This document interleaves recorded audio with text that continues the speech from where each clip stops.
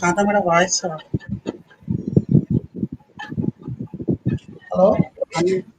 Hello? Hello, sir? Hello? Hello? అవునండి మాట్లాడతానండి చెప్పండి sir. నమస్తే సాయిన గారు, ఎక్కడ ఉన్నారు కొంచెం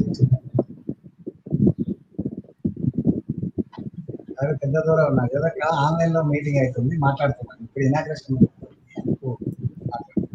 మళ్ళీ మాట్లాడతాను.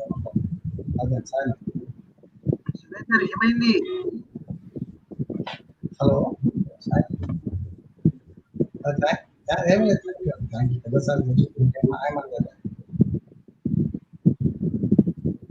మళ్ళీ ఒక 10 నిమిషాలు చేస్తాం, హాఫ్ అన్ అవర్ కొద్దిగా లేదు అన్న మాట్లాడే మా అన్న మాట్లాడే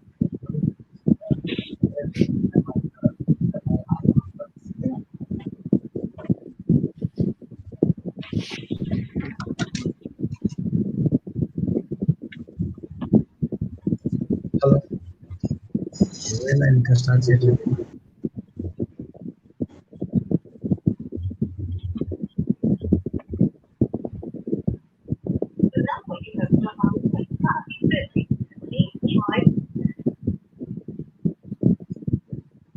ప్లీజ్ స్టార్ట్ అండి, చాలాసేపు వెయిట్ అయిపోతుంది, ఆల్రెడీ వాళ్ళకి వెయిట్ అయిపోతుంది, స్టార్ట్ చేయండి madam.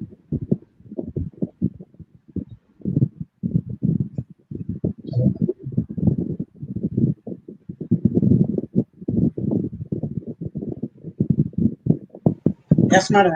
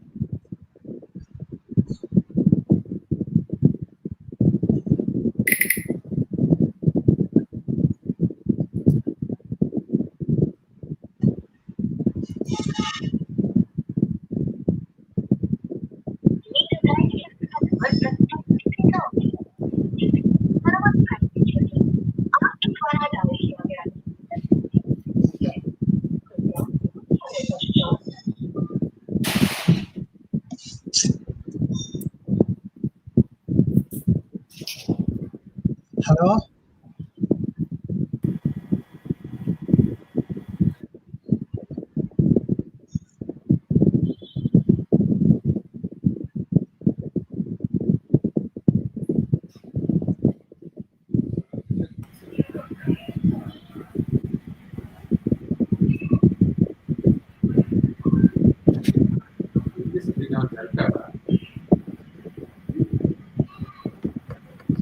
Good morning sir.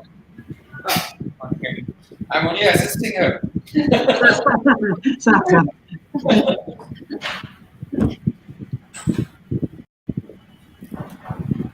Madam, Shanta madam the mike on కావడం లేదండి మేడం. నేను అందుకనే అగైన్ భాస్కర్ అడిగాను, మేబీ నా దాంట్లో ప్రాబ్లం ఉందని డౌట్ వచ్చింది. Hello Ma'am, audible. Please go ahead. Audible. hear me now? Yes. Madam, So do you hear me now? Ma'am, do you hear me now? Ramanamurthy sir. Sir, do you hear me sir. now? Hello? Hello, yes, Shanta madam, you're audible. Please talk a little louder. Yeah, please. Shall I start the program? Yes, ma'am, please go ahead. A very good morning. On behalf of the Department of Mathematics and Humanities MGIT, I extend a very cordial welcome to the distinguished guests and esteemed participants to this 2-day online faculty development program on managing sustainability in turbulent times, to be held on 29th and 30th July 2020. Today we have with us the chief guest of today's inaugural session, Professor V. Venkatramana Garu, Vice Chairman, Telangana State Council of Higher Education, and Professor, School of Management Studies, University of Hyderabad. Member and Chairperson DNP, CBES, Srimati Sandhya Sri Garu, Principal MGIT, Professor K. Jayashankar Garu, Professor and Head, Department of Mathematics and Humanities, Dr. M.V. Ramanamurthy Garu, Professor and Head, Department of Computer Science, Dr. C. Ramesh Kumar Reddy Garu. I now request our Principal, Professor K. Jayashankar, to deliver the welcome address. An ME in Microwave and Radar Engineering, he earned his doctorate in Communication Engineering and Optimization from Osmania University, Hyderabad. He is credited with publishing more than 53 papers in national and international journals of repute. He is the recipient of many honors and awards. To name a few: Best Teacher Award in the year 2003, Best Paper Awards in national and international conferences, and Sir Thomas Watt Memorial Prize by the Institution of Engineers. Under his noble guidance, MGIT received Best Engineering College Award in the year 2019. We are happy to have you here, sir. Over to you, sir. Thank you, madam. I welcome Professor Venkatramana Garu for accepting our invitation and raising the occasion to be the chief guest of today FDP program inaugural function.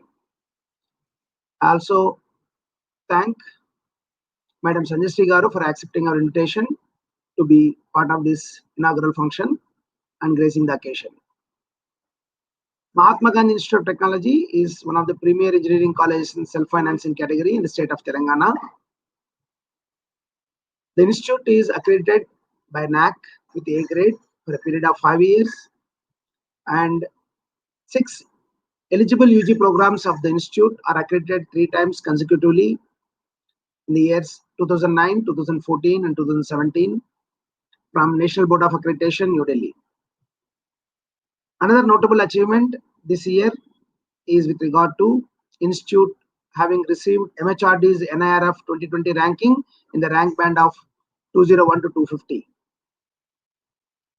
College offers instruction in 8 undergrad engineering programs, and from this academic year onwards, AICT has permitted our institute to start 3 new UG programs in the emerging areas of technologies, that is artificial intelligence and machine learning, data sciences, and computer science and business systems.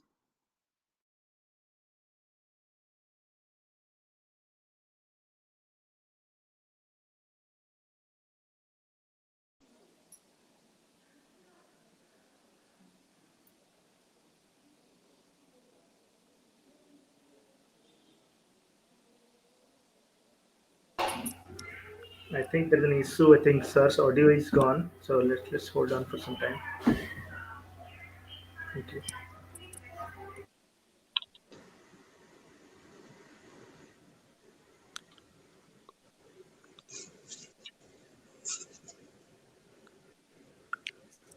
Principal, sir, you're not audible.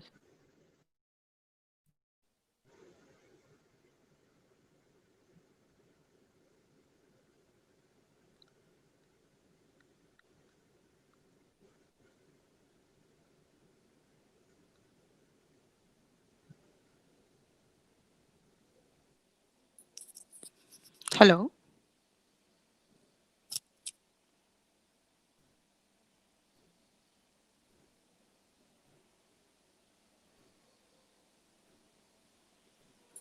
So I think there is some technical issue. We'll try to quickly resolve that, sir. Just give us a few seconds.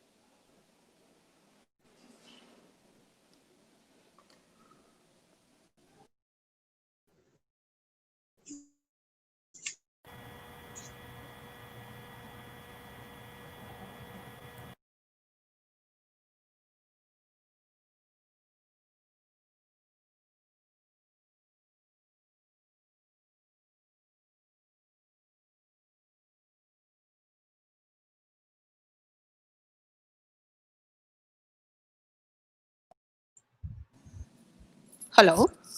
Yeah.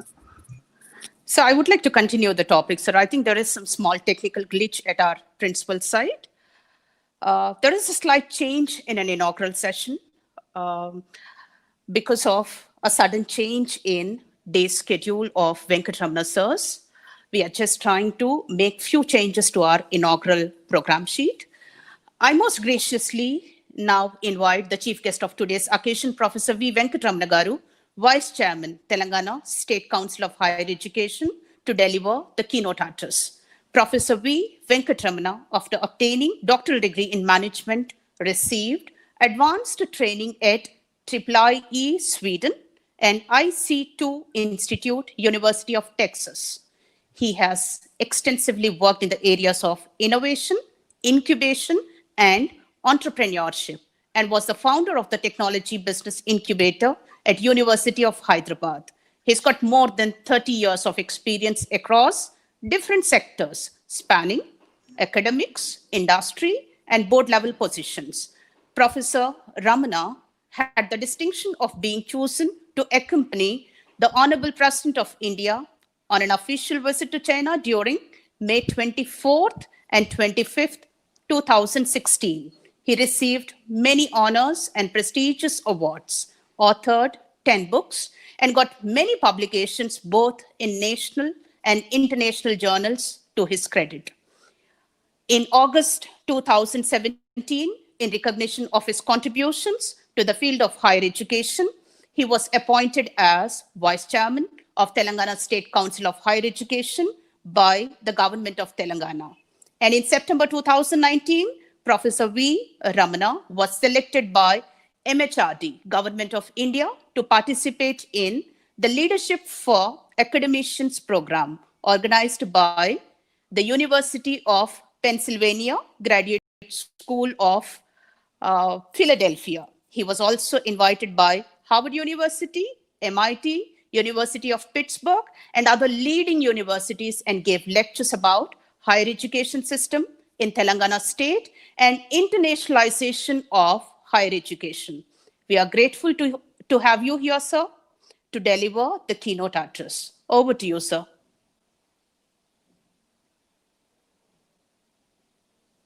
Hello? Hello?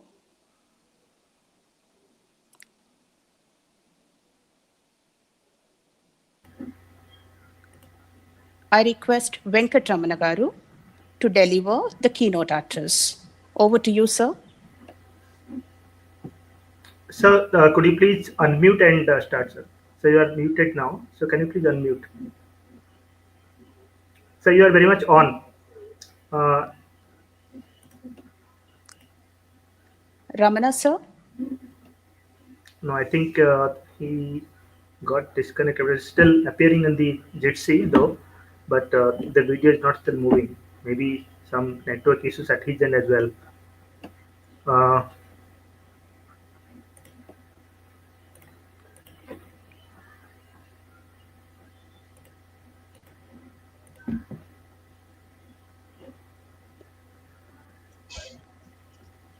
Hello?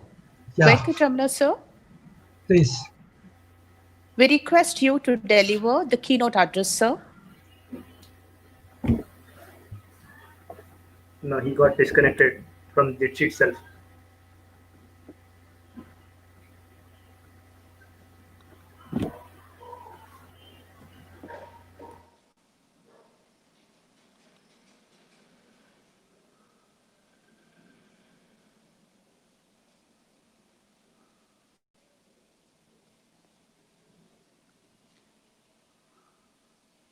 I think there is some slight connectivity problem at Ramana sir's end.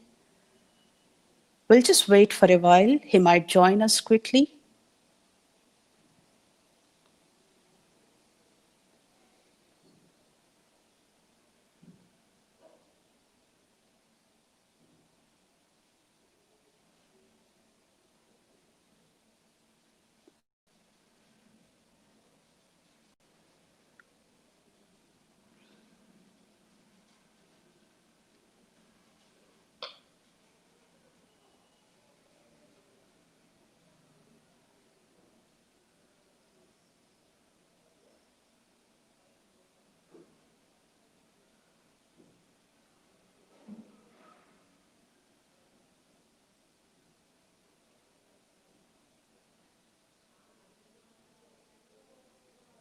I'm just checking with HOD sir if he can connect him. Okay. Hello? Should I ask him to? I think he's calling me.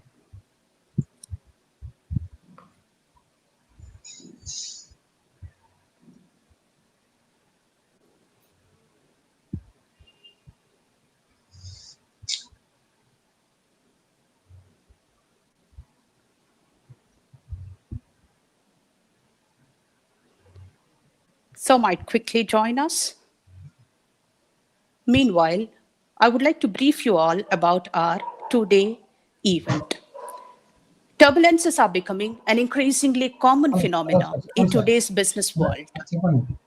Among the characteristics that distinguish turbulence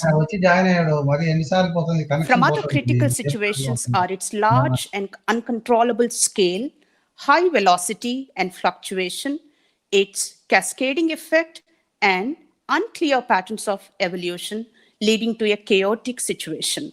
In these times of increasing disruption and uncertainty, how do workplace and facilities management professionals manage risk, maintain performance? What have been the successes? How to manage the finances? Where have things gone wrong? How to thrive in turbulent markets? And what lessons can we learn from this crisis? These are definitely the concerns.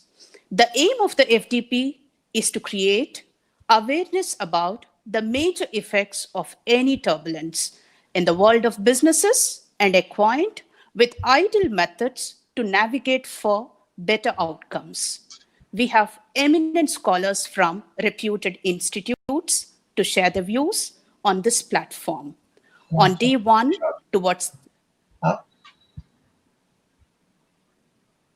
sir, hello. we have a session on evolving expectations from the HR functions, delivered by Professor Debulina Datta from Indian Institute of Management, Bangalore, followed by Dr. Chetan Srivastava, Associate Professor from the School of Management Studies, University of Hyderabad, will deliver a talk on navigating in turbulent markets.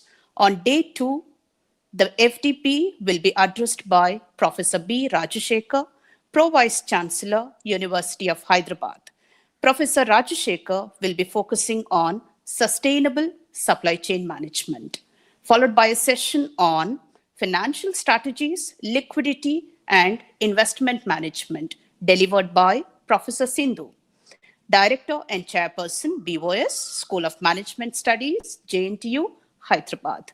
Once again, on behalf of the team FDP, I extend a warm welcome to all the dignitaries and participants to this two-day online faculty development program on managing sustainability in turbulent times.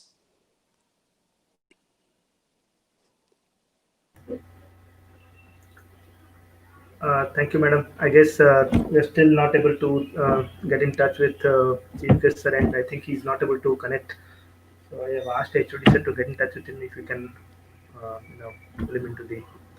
So he's just checking with him. So let's hold on. I would like to continue with the program. Okay, now, it's my privilege to invite Honorable Board Member and Chairperson DNP, Srimati Sandhya Sri Garu, to deliver the inaugural address. Madam, Lawrence may add. Hello? Sorry, is online. Okay, sir. Okay.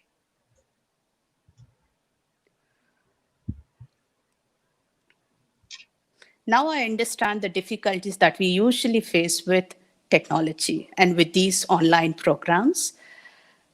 I am very sorry for all the technical glitches at our side. Now, the chief guest of today's program, Professor Venkatramana Garu, is with us. So I request you to deliver the keynote address. Over to you, sir. Good morning to all of you. I am really sorry for having gotten delayed due to a lot of meetings. And I just got off the car because the connectivity in the car is poor. And I stopped by at a very senior official's residence to speak and then leave again.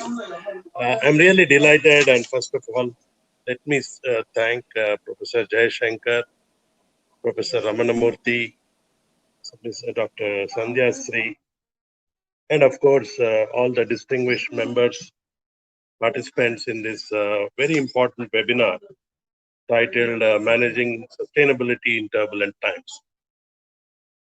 As we are going through this unexpected pandemic, we are realizing what in our generation, and probably may not in the coming generations, we may not go through such turbulent times. But I think every industry, every sector, every society, and every field of life, every activity of life has been very, very different in the way we have been seeing things. Having said that, we'll relate it to the business environment, because that's what we are talking today about. How do you manage complex business environments and organizations? Before I get on to the topic, let us just look at, and first of all, I must congratulate, because in these times, hardly, and as academics, we are supposed to uh, deliberate and discuss on various issues, including how do we meet and how do we take forward the academic schedules and activities. And I think all of you are invited to. I would urge all of you to give suggestions to the governments of the day. How do we take it forward in these turbulent times? So first of all, let me begin with the academic activities which have to be taken up maybe by end of August. How do we start, and what are there any out of box suggestions which you can give for the institutions, for the policymakers, and of course for the faculty who are very eager to take on the regular activities at the universities and colleges. I have a great appreciation for MGIT and its faculty and the management. The reason being, it's a very well established institution. And I think institutions like MGIT should take the lead to organize such debates and discussions, and also come out with some very good findings which can be useful and which can be circulated to the different organizations and policymakers. We all know that we all live in a VUCA world. I am sure most of you are aware, and we have been reading. First of all, it's a very volatile situation, in any situation, not just the current situation. Unpredictable, complex, ambiguous environment, isn't it? So we are not sure as to what would be by the end of the day. As I say this, we talk about technologies, we talk about anything for that matter. What is there now will not be the status quo by evening. Technologies are changing. For example, the platform you are using today is a new technology. I have not heard of it. I have been using Google Go to meetings and Zoom and WebEx. So today I added one more to my technological spectrum of knowledge. That is something called Jitsi, and it can happen in just 5 minutes that you download the app and you join a meeting, which itself shows that the changing trends and paradigms in the field of education, conferencing, and exchange of ideas. So when you talk about the sustainability, you talk about many facets of this sustainability. One of the important things happening in this time during this pandemic is that how do you become lean organizations? How do you the bottom line is something called more out of less. More work out of less physical presence, more out of less, it's something like doing smart work when compared to hard work. People used to say around a decade back that, it's not just hard work, it is smart work. So what it has taught us is how do you leverage your competencies? How do you weigh your opportunities? How do you turn your adverse situations into wonderful, positive, and possible opportunities? So the first thing we need to um, probably come to terms is that these situations will be occurring not only on this front of pandemic COVID-19, but it could be anything else. For example, a complete new technology may take over when teachers may become obsolete. Our presence in the classroom itself may not be required because as it is, you are finding students of today, I mean, the youngsters, the learning groups today are having access to various platforms and various sources of information. So a situation could become, and it is actually becoming, where the teacher is just not the stage on the stage, a sage on the stage, but the guide by the side.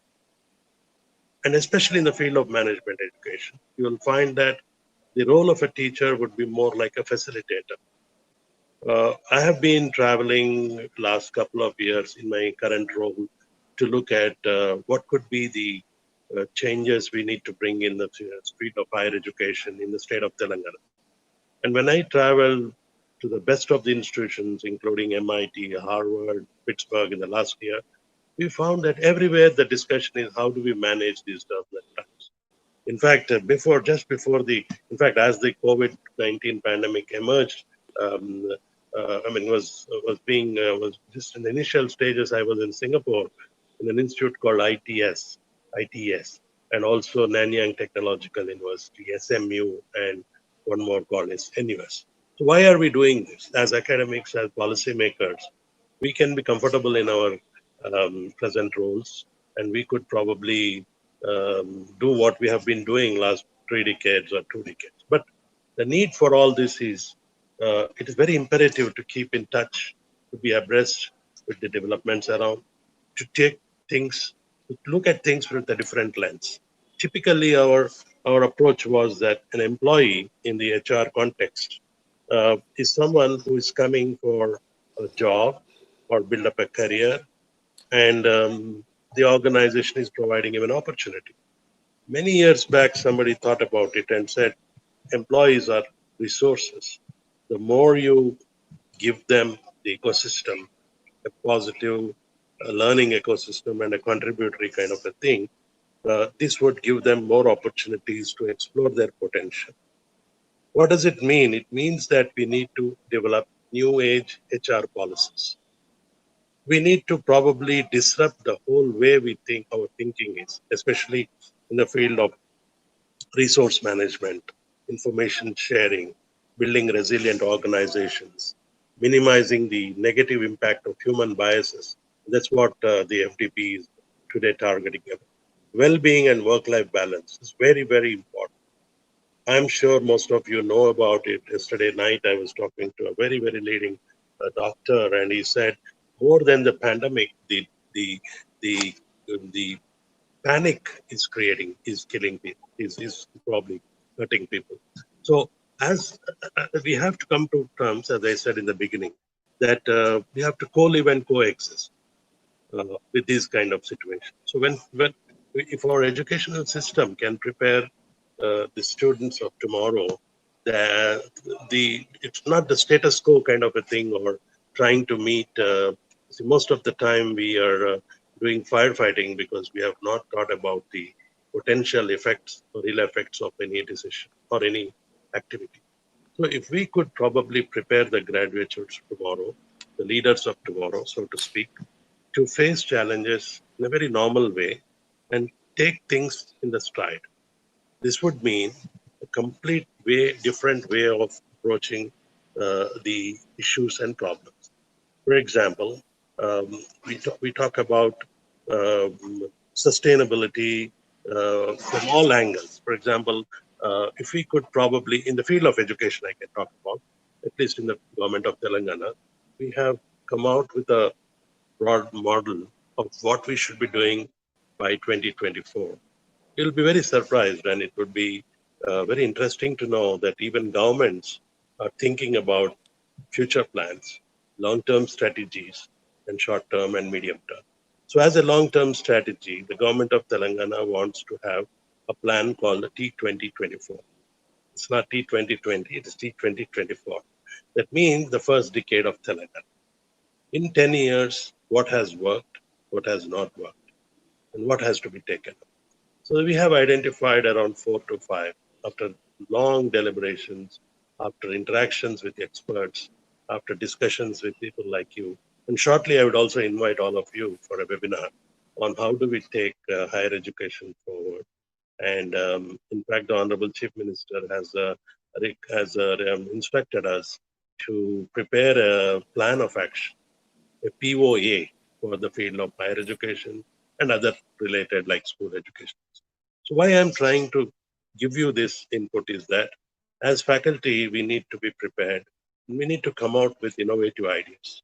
Gone are the days when we would just repeat what has been taught by my teachers, and the same teacher repeats to the student and the same student. It is no doubt it is a tested mechanism, but today you find that as changes come in and as unpredictability is setting in, how do we talk about it? So in the T2024, we identified 4 areas.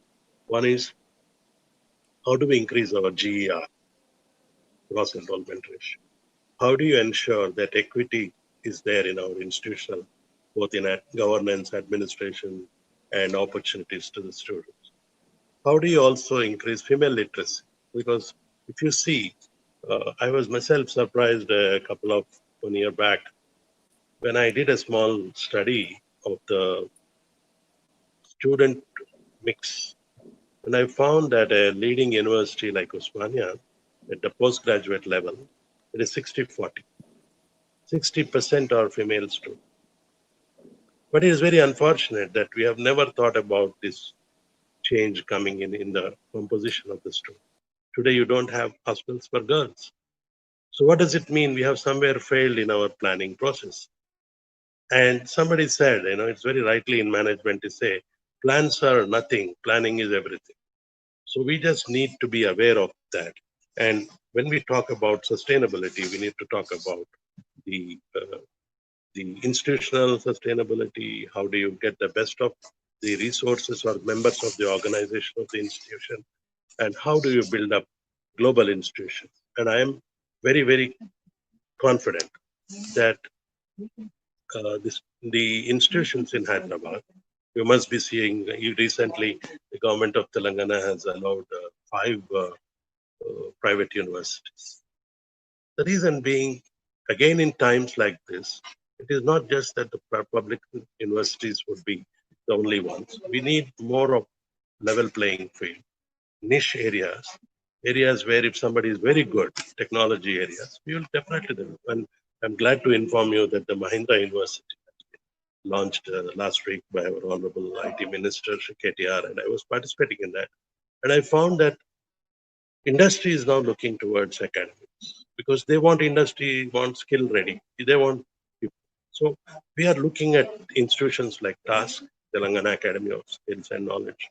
We are looking at NAC, National Academy of Construction. We are looking at linking all these organizations.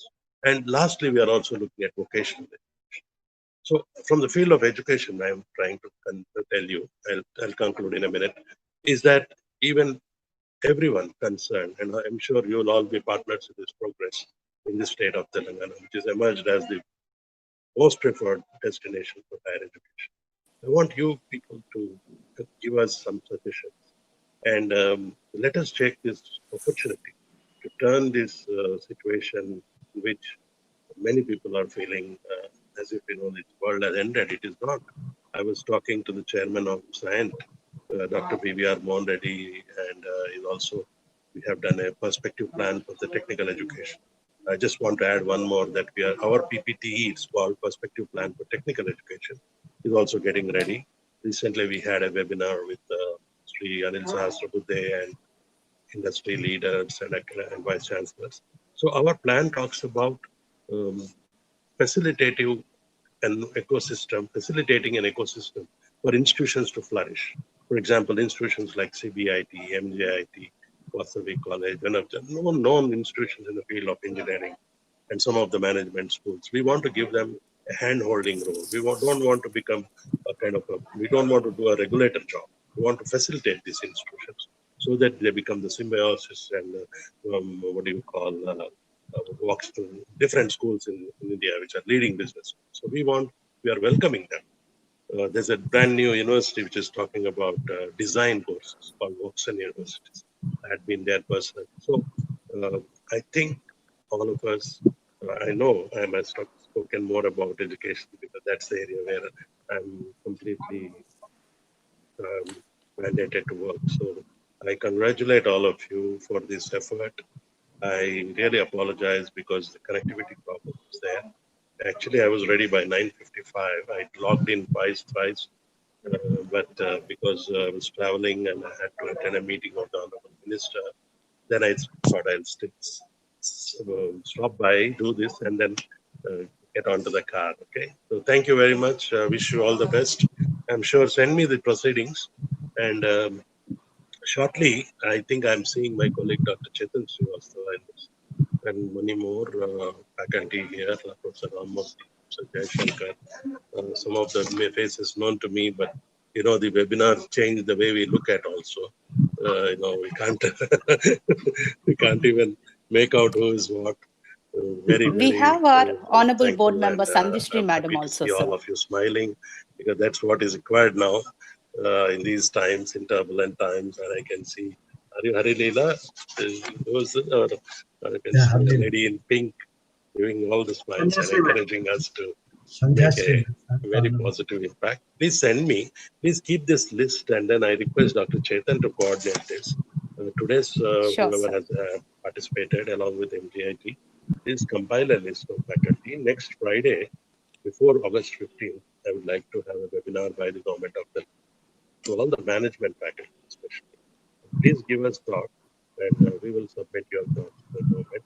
And I'm sure we will be able to facilitate a physical meeting if everything goes on well.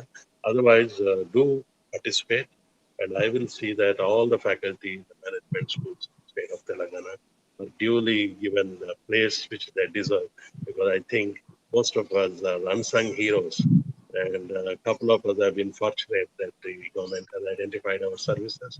But I'll stand by the tribe I belong to. The tribe I belong to is Faculty of Management and Commerce, of course. So wish you all the best, and I'll take leave. Thank you. We are very grateful to you, sir, in spite of your busy and hectic schedule. While taking all the pains, you could be part of your program, sir. And thanks a lot for sharing the vision and all the plans that were happening at your side, sir. Thank you so much, sir. Thank you. Now, Sandhishri, madam, I personally apologize to you, ma'am. There is a slight change in our events, ma'am. And I hope that you can understand our situation, ma'am. I'm very sorry for that, ma'am. Now it's my privilege to invite Honorable Board Member and Chairperson DNP CBES, Srimati Sandhishri Garu, to deliver the inaugural address.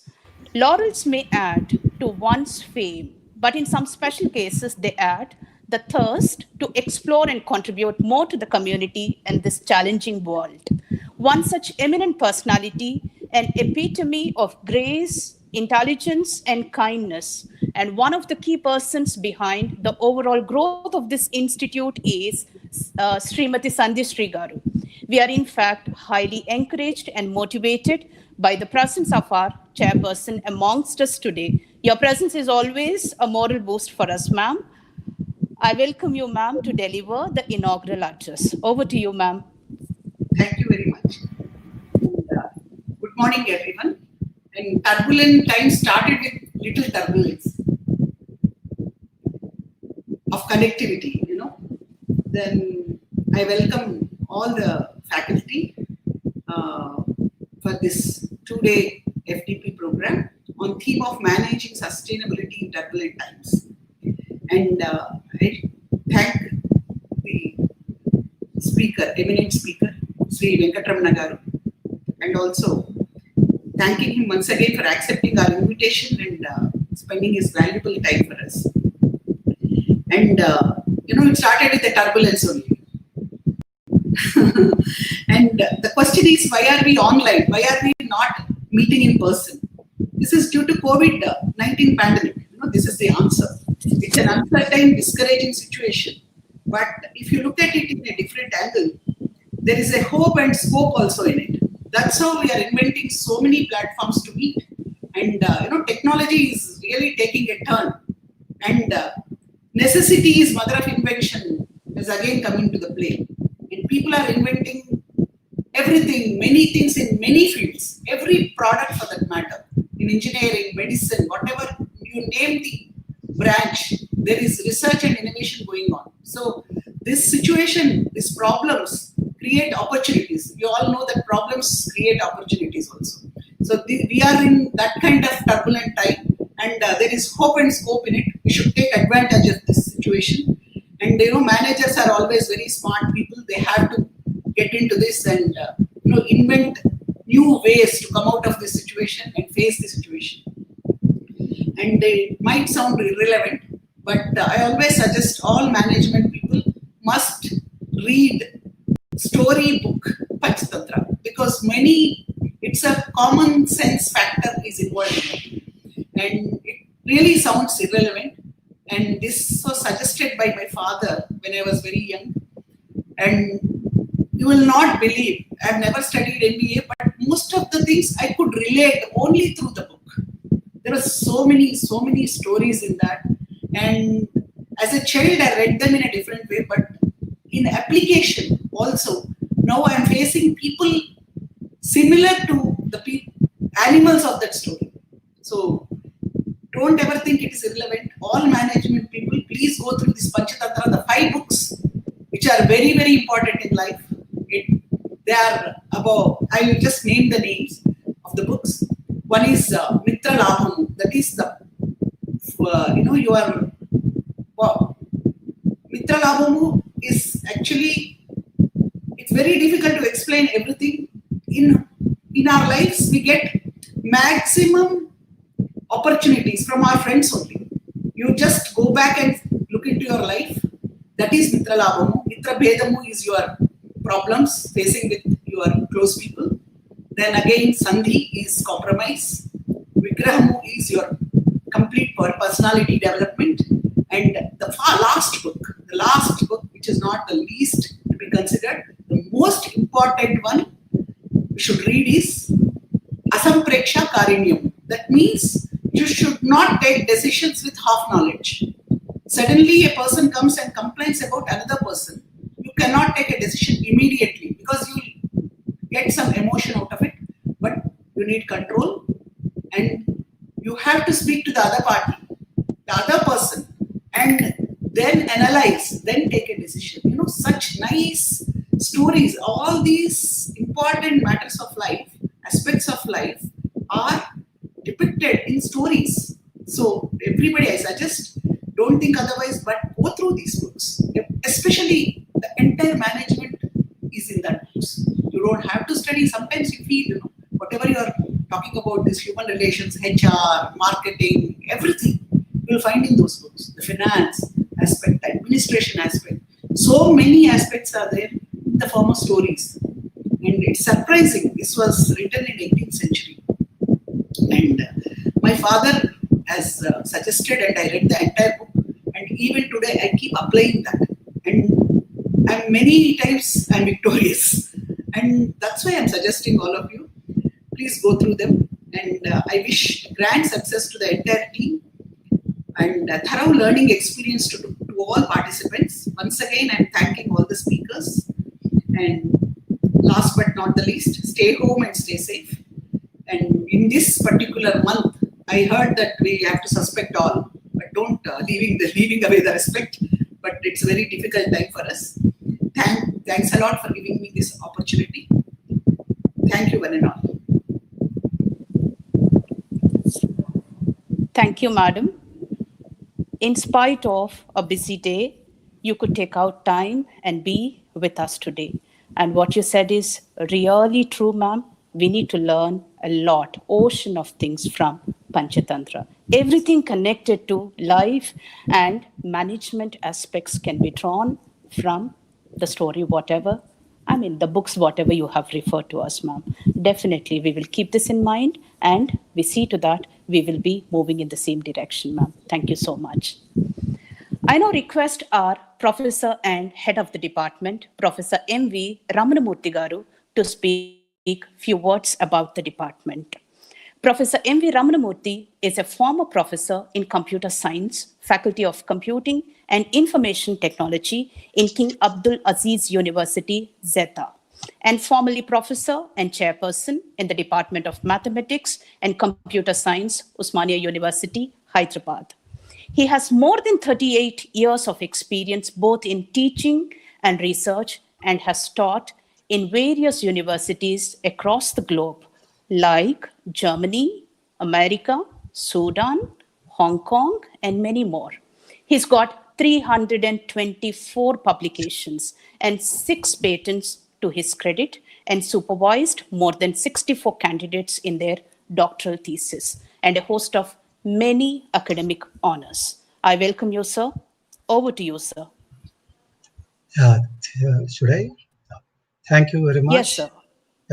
First of all, let me thank the management for permitting us to host this event, and also thank our principal administrator who is kind enough in conducting such events, and the faculty of our MNH and other departments also they supported us.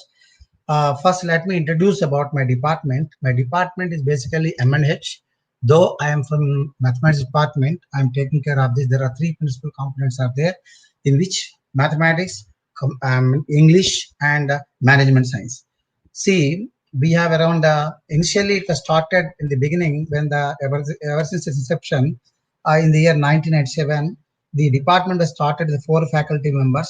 Subsequently, we have increased the strength to, and today around 28 people are working. 28 people are working with us, and that there are 8 faculty members are working in the management, and 9 are working for the English department, and 10 people are working in the mathematics department. Our department caters to the needs of all core branches, and our department being a supportive course, basically is a supporting course as per the AICT terminology. We have to provide a support to all the core branches in order to design and implement the curriculum decided by the AICT as well as JNTU.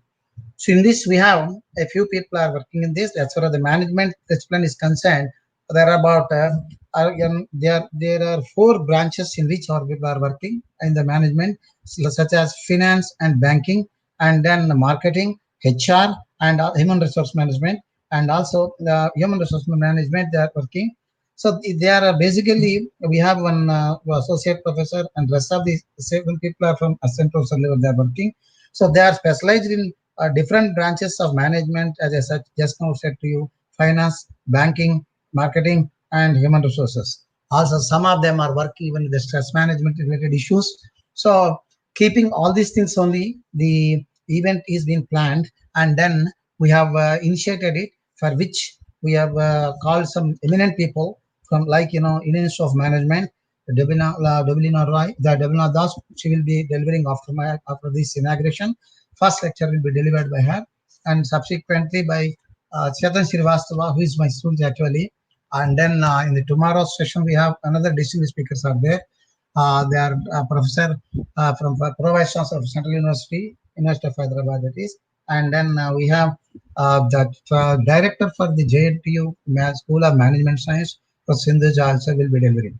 So this is basically they are working in the management people. We have, apart from this, basically management we consider as mathematics is a component to management also, because we will be using a lot of operational research issues. We'll be using it in that context also. Today and these 2 days, one of the speaker is going to address on them on this operational there we call operational research issues which are related with management will be addressed by somebody. So we plan like this, and all HR are also going to be addressed by somebody, and then finance and as well as banking also will be addressed by somebody. So, and marketing also will be addressed, and I think tomorrow they'll address it, right? So this is a plan we have, and apart from this, we have mathematics faculty. 19 around 10 people are there. All the 10 people are working in different areas of applications of mathematics to various disciplines, which includes even management also. And English also we have a good number of people. 9 people are there. They are also working on different areas like computation, phonetics, and other issues. So they are all working. So anyway, these are all essential for us. In that context only, we have planned it. So I take this opportunity and welcome all the distinguished resource persons as well as the participants, and thank the management for giving the opportunity. Thank you very much. Now the speaker is ready.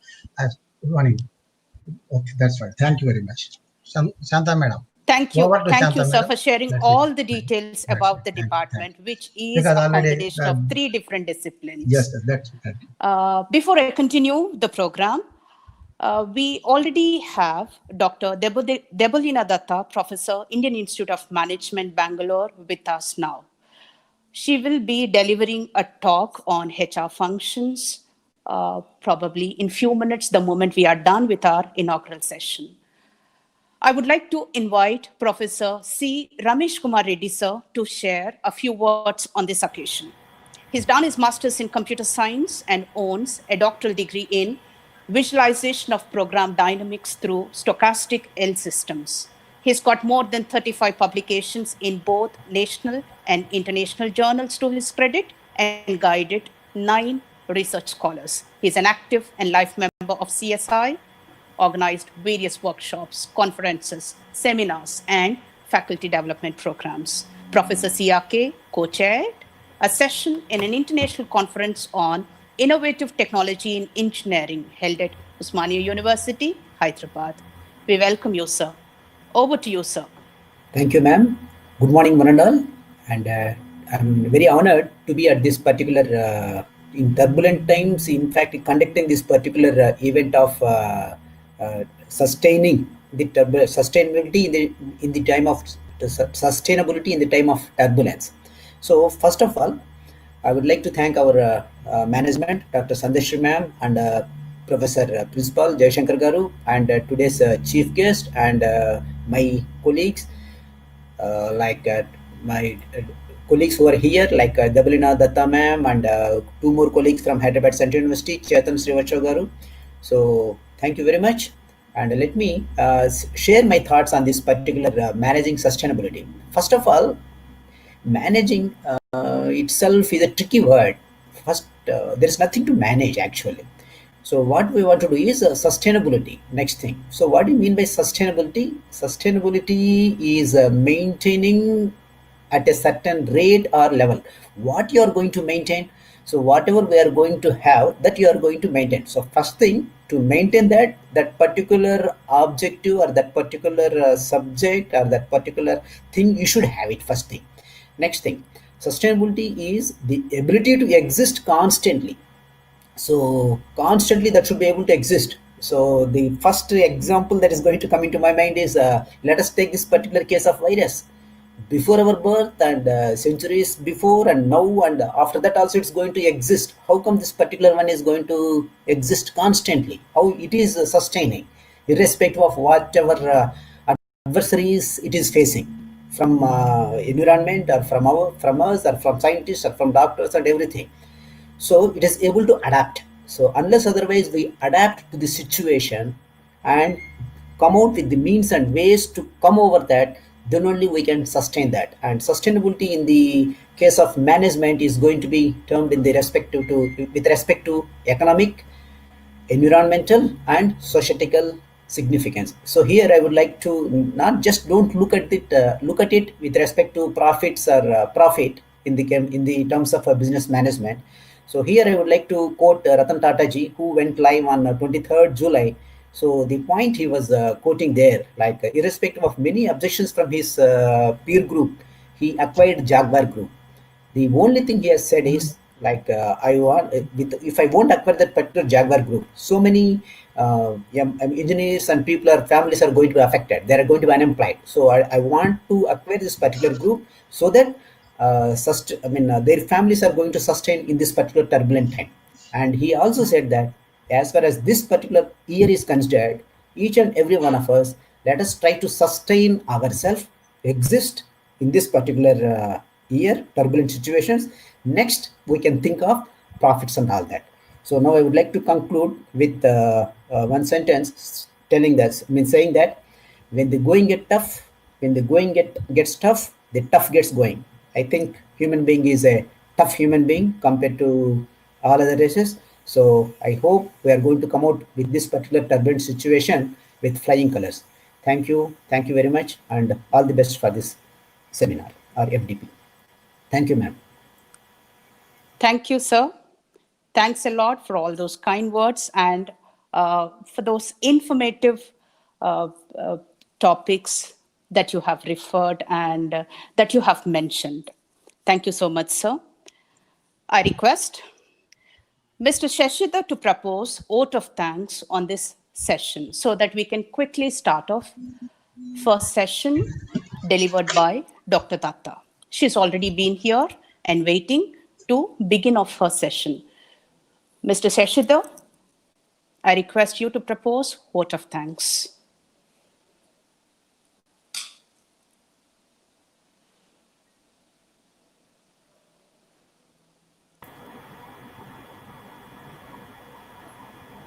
Sashi, switch on your speaker, please. Sorry. I sincerely thank Professor Venkatramana Garu for gracing the occasion and delivering gracing the occasion as chief guest and delivering the keynote address. He has rightly pointed out several things regarding how do we sustain in these turbulent times where every Shashidhar sir, please, yes. please unmute. Yes, madam, it's Unmute yourself. We don't hear you. Madam, is it audible now, madam? Is it audible? Yes, sir. Fine. Please go ahead. Thank you.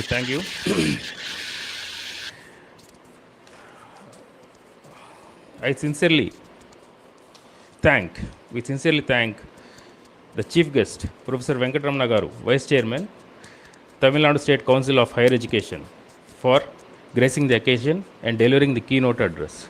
He has rightly said then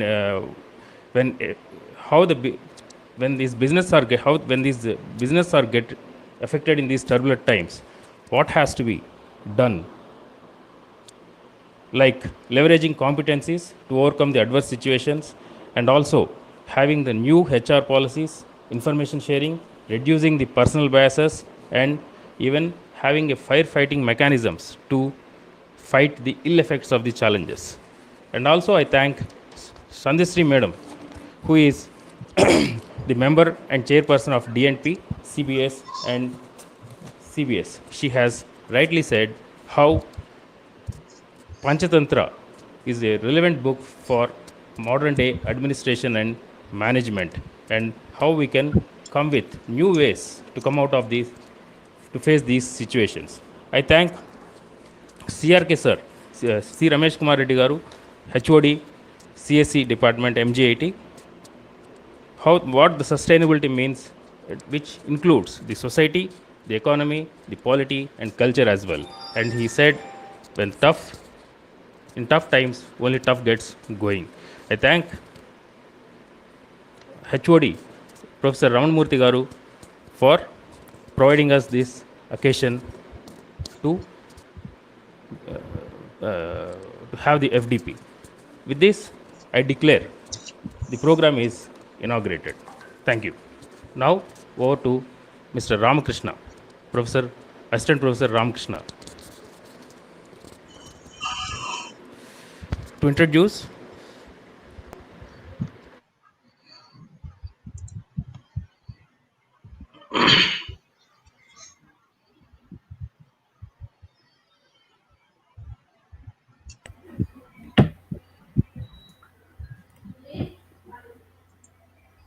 Yes, Professor Ramakrishnan sir, you are on. Yes. Yes.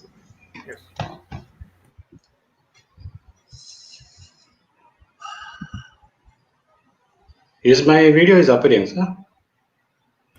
Yeah, you are pretty much on. We can see you, we can hear you. Please go on. Thank you. Okay.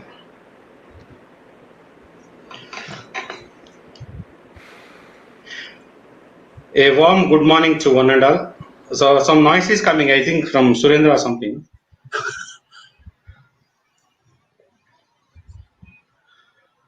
A warm good morning to one and all. This is S. Ramakrishnachari, Assistant Professor of Management Science, Department of M&H.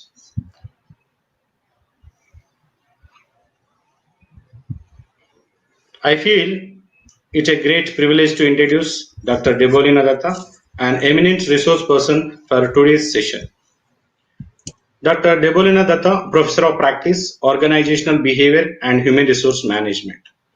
With 28 years of work experience, Dr. Datta has worked as CHRO for 6 years in 2 multinational firms. Her last assignment was as CHRO with Schindler Luminous as Vice President HR, Admin and CSR. She is also a member of board of IIM Indore since 2017 of an NGO, SSISM, which is focused on rural education. She has had in-depth experience in all facets of HR functions across multiple locations, cultures and organizations like MNC, private sector and entrepreneurial startup. Her industry experience spans heavy engineering and electrical switchgear, IT, software services, alcobev and apparel retails. As an ICF certified executive coach with multiple certifications in the facilitation of behavioral training and certified in psychometric tools. She has facilitated coaching and training sessions for mid-management and leadership level executives. Dr. Datta has substantial experience in dealing with large international stakeholders in organization growth initiatives, change management, mergers and acquisitions, and working in multicultural environments. Dr. Datta's current research interests are in emerging trends of predictive analytics in HR, use of artificial intelligence and machine learning in HR, and emerging talent management practices in the changing context. Apart from her substantial industry experience, she has also published several case studies with Harvard Business Review academic research articles over the last 4 years with top journals. Dr. Datta was recognized in 2016 by World HRD Congress among 100 most influential global HR professionals. In 2017, for the most influential HR leader in India and nominated among top 16 women HR for 2016. Dr. Datta, FEM Industry, IIM Indore and post-graduation, IIM Bangalore, India and Bachelor of Engineering, College of Engineering, Pune, India.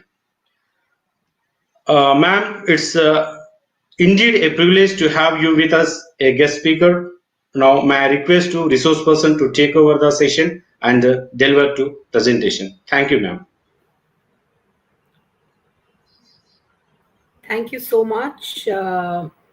Thank you, Professor Vemula and all faculty of the Management Science team and Department of Mathematics and Humanities in Mahatma Gandhi Institute of Technology. I'm very humbled that you've called me to address this inaugural session on a very, very topical issue. Sustainability today is probably the biggest problem that the CXOs and CEOs and organizations are dealing with. The COVID impact has created tremendous demand shocks. It's stressing the supply chain resilience. There is a very, very high level and focus on trying to improve localization and enhance industry capability in India. The financial pressures on organizations are making cash the king today, which is putting pressures on even people resources. And so what I will be talking about today is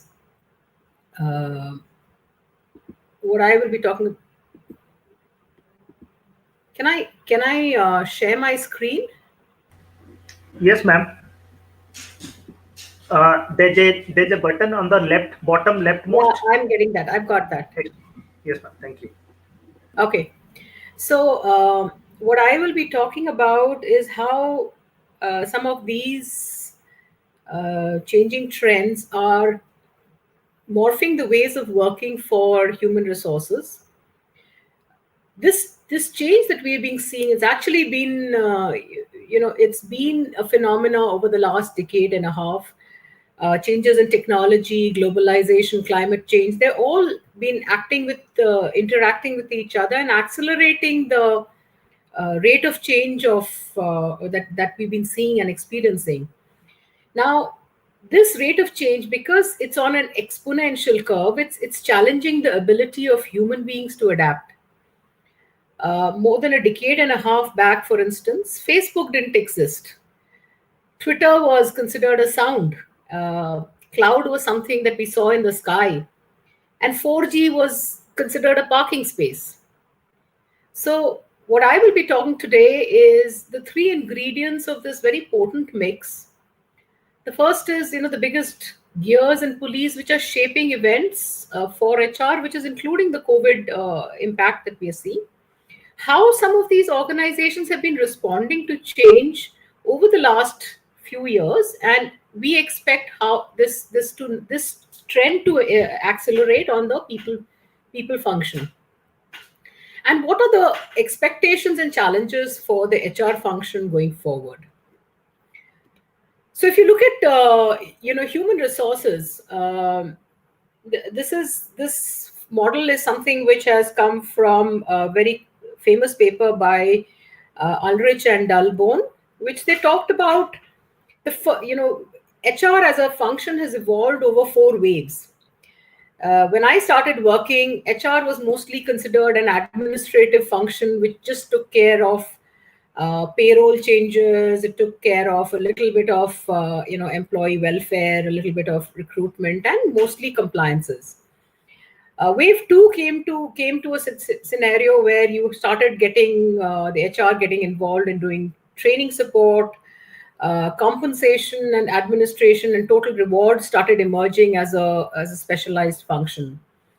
Wave 3 is when HR and strategy started combining, and you had the emergence of a full partnership role. The role of analytics and the linkage with firm strategy and how HR can play a role in that. We see many organizations today, fluctuating between wave 2 and wave 3 in terms of the HR practice evolution. And wave 4 is when HR and the context interplay. There is taking into consideration the context of the market, the environment, the economic, political, available technology, and then you design your HR strategy to stay on top of it, right? And so if you look at it, HR has evolved from a very from a very inside out approach to right now what we are getting to is a very outside in approach.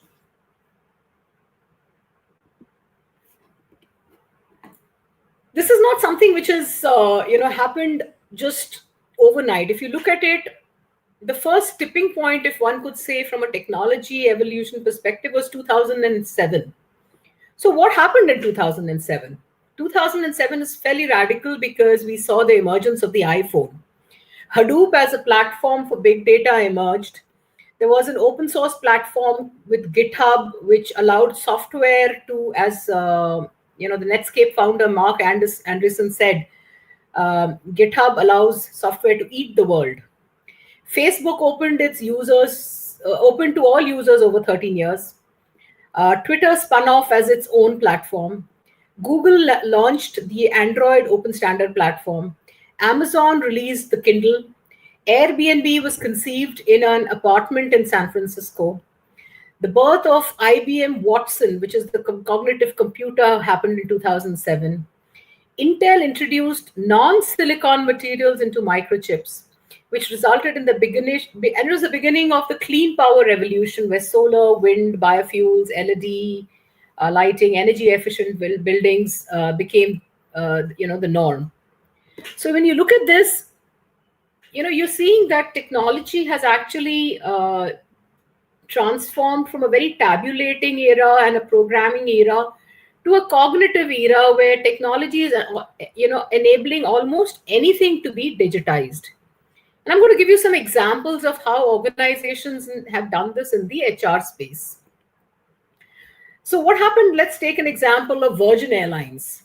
Now, Virgin as a company, when we talk about employee experience, Virgin used to get about 150,000 applications for jobs, out of which they would hire just 3,500 people annually. And they did a study in which they discovered that more than 60% of the candidates had a very poor candidate experience.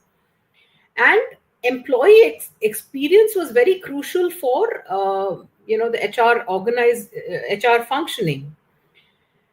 So what Virgin did was a new candidate experience, which was very customized, very automated. They created a platform for it using analytics and data, and it resulted in even the customers who were even the applicants who were actually getting rejected continuing to use Virgin and Virgin's portfolio of products.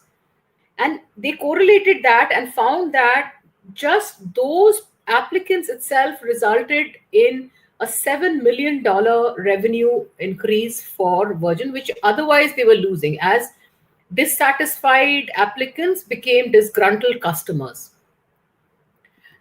Let's take the example of IBM. IBM was one of the first companies to use people analytics to prevent attrition. They have tabulated and calculated the savings that they got from people analytics as over 130 million. There's another company more closer to home called Edge Networks in India, which I will talk about a little bit later. They are also doing people analytics, where they're trying to use the analytics around candidates and applicants to suggest both best fit for external recruitment as well as internal recruitment, which is helping organizations manage their employee bench and cycle time of recruitment. Now let's talk about performance management. Now we're getting into a scenario where the annual performance review process is becoming passe. Continuous reviewers is becoming the trend. Professionals today desire instant feedback. I mean, look at the trend of the generation of instant gratification on social media. They'll put out a post and they'll immediately keep checking to see how many likes, how many views did they get.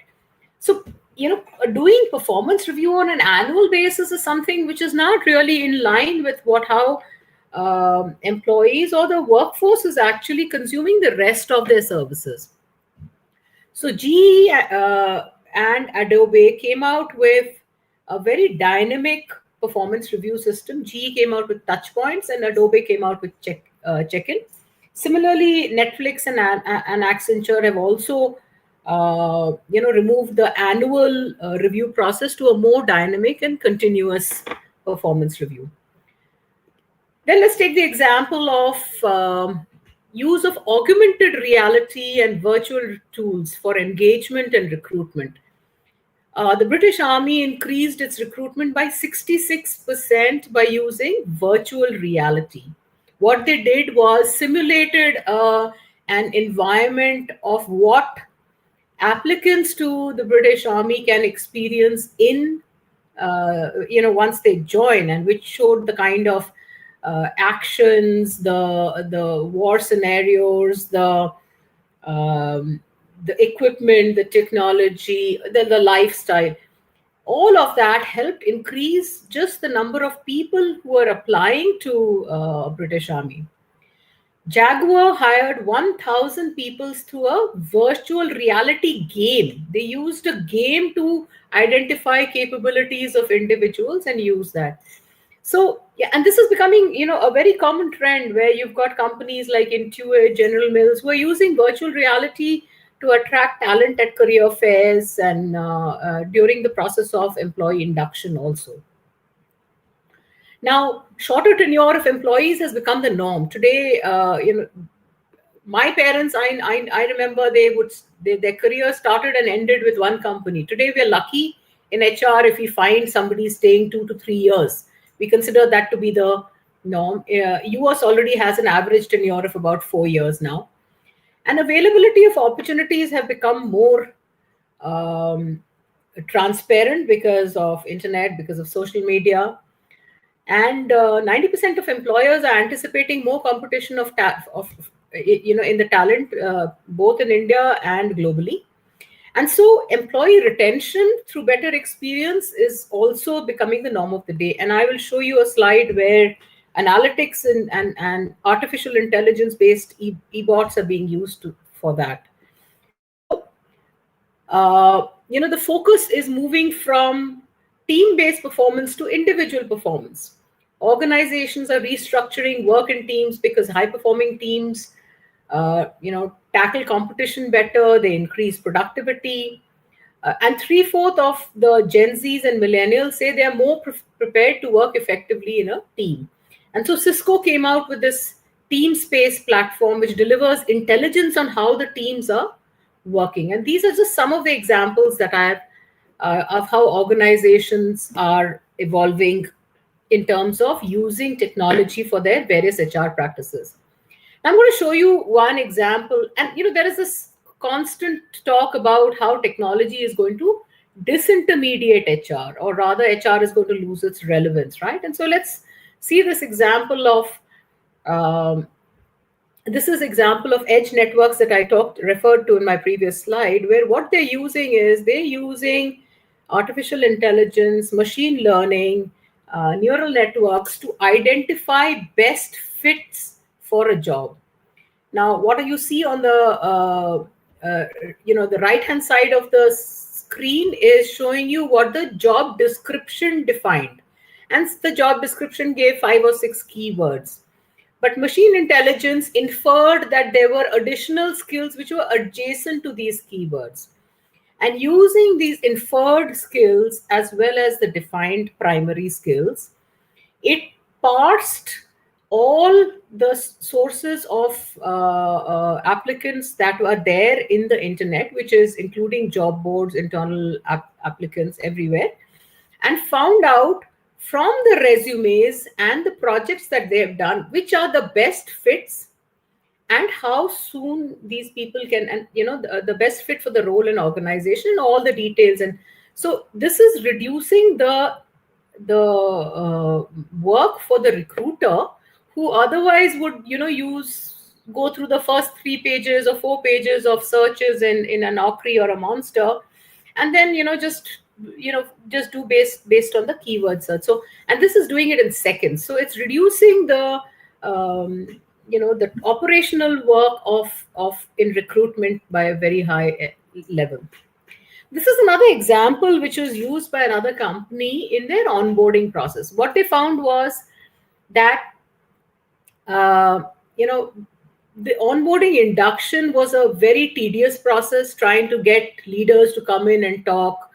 The quality of onboarding experience and induction was varied from leader to leader, and they were not able to have a harmonious experience for all. So what they decided is that let's take parts about the organization and let's put it out as a game. So as soon as they made a job offer, what they did is they sent a gamification link to the future hire. So here is a candidate they have made an offer to, and the candidate gets this gamification link. And through this gamification link, they get to understand the values, the policies, the philosophy, the culture, understand the leaders. And as they progress through this game, a lot of the content of the induction gets taken care of. But they found a very, very interesting correlation. They found that people who did this game, they were able to use this to predict the joining ratio. So they found that 60% of the candidates who played the game were more likely to join. 62% of the candidates who played the game, they were likely to join. And the ones who didn't play out of the game, they were even able to predict the offer renege ratio. That means, they don't have to wait till the joining date to find out that the person is not joining. And so they can proactively work on backfilling those candidates. And so, this helps overall the efficiency of the recruitment process. Let's take this example of this Wade and Wendy, and I'm going to just play a little chat for you to see this. Wade is a software, is a career counselor. W here is, and it is talking with a candidate. And you can see the chat as we see. And what it's doing is, as a career counselor, it is helping a candidate talk about opportunities in the job market. And if you look at the kind of chat, it's a very, very empathetic chat. It's responding like a human being. And the applicant doesn't know that they're talking to Wade, who is a bot. It's a chat bot.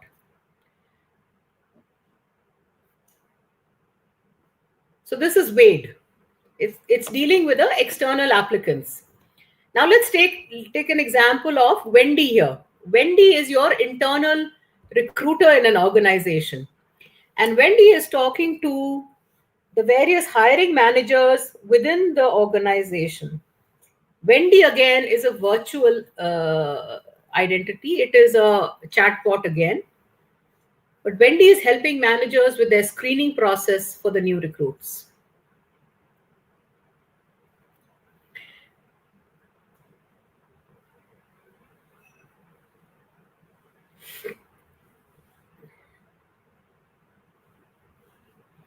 So Wendy, as you can see, is sent a resume, has had a chat with the hiring manager. The hiring manager asks Wendy to schedule, to get feedback from 2 other people.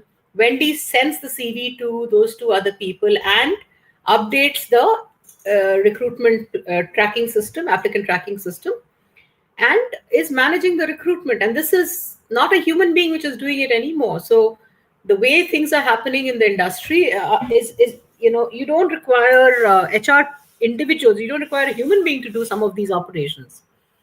I'm going to show you an example of another chatbot which is now being used, and I myself have used it in my previous organization, where we've used this to drive employee engagement. And Amber is a chatbot introduced to the employees as a chatbot who will be talking to the chatbot. Employees, it's introduced as a CEO's virtual assistant. It's given an identity, it's given a name, it's given an email ID, and the chatbot reaches out at fixed times and durations and talks to each of the employees pretty much like Wade and Wendy does. And from that, daily analytics emerge in terms of what is the sentiment of each employee. And this is configured and visible only to the CEO or the CHRO. And so it tells you that, for instance, in this case, Palaniappan is extremely unhappy.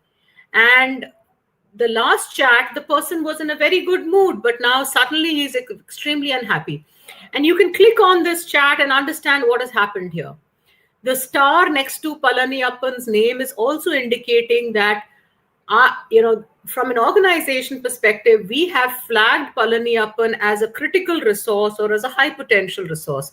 So this gives me insights in terms of who are the critical people in my organization who are either happy or unhappy. And this is reducing the effort of the HR business partners to go out and talk to 500 or 1,000 employees, which is, frankly, just not possible in terms of the operations. So now the HR business partner just has to talk to a select few and know based on these insights. It also sends, a dashboard and analytics and tells at an organization level what are the concerns. As you can see, for example, from this, it's telling that my career and learning seems to be an area where people are most concerned about.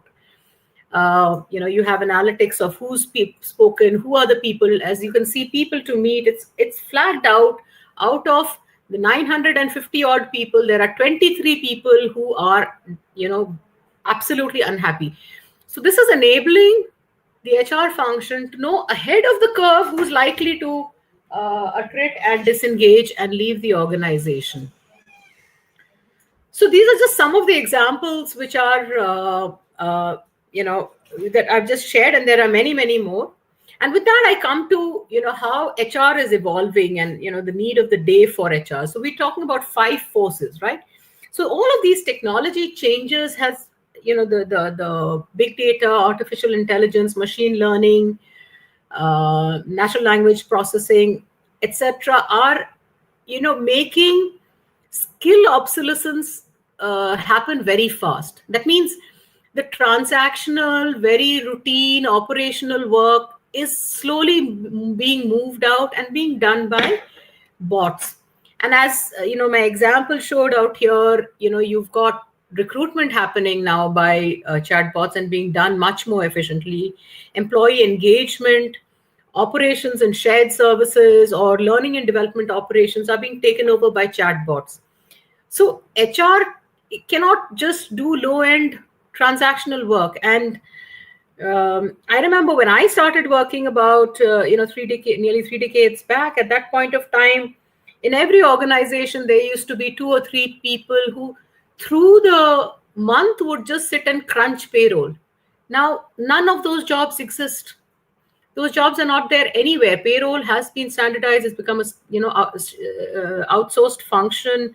At best, you'll have one person in an organization who sends it, and in many cases, these bots are taking over. So skill obsolescence is becoming the order of the day for transactional work. The second thing that we see is, the rising blended workforce and flexible workforce. A study on gig economy has found that 93% of companies have already identified the blended workforce. They're working with freelancers, contractual workers, contingent workers. Intuit is one of the great places to work, but they are predicting that 40% of their workforce is going to be freelancers over the next few years. If at all anything the COVID would have done for this trend, it will only accelerate it. So we're going to see a lot more of the workforce actually going out and becoming gig workers, and probably working, since work from home has become the norm.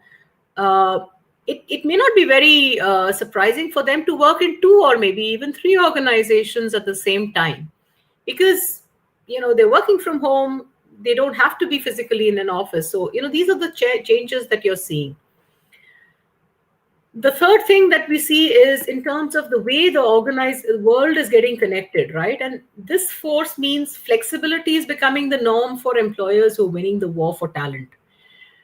A study by McKinsey a couple of years back found that millennials of both genders were more likely to accept a job offer from companies that offered flexible work schedules. Prior to the COVID pandemic, Dell aimed to have 50% of its workforce on flexible schedules by 2020.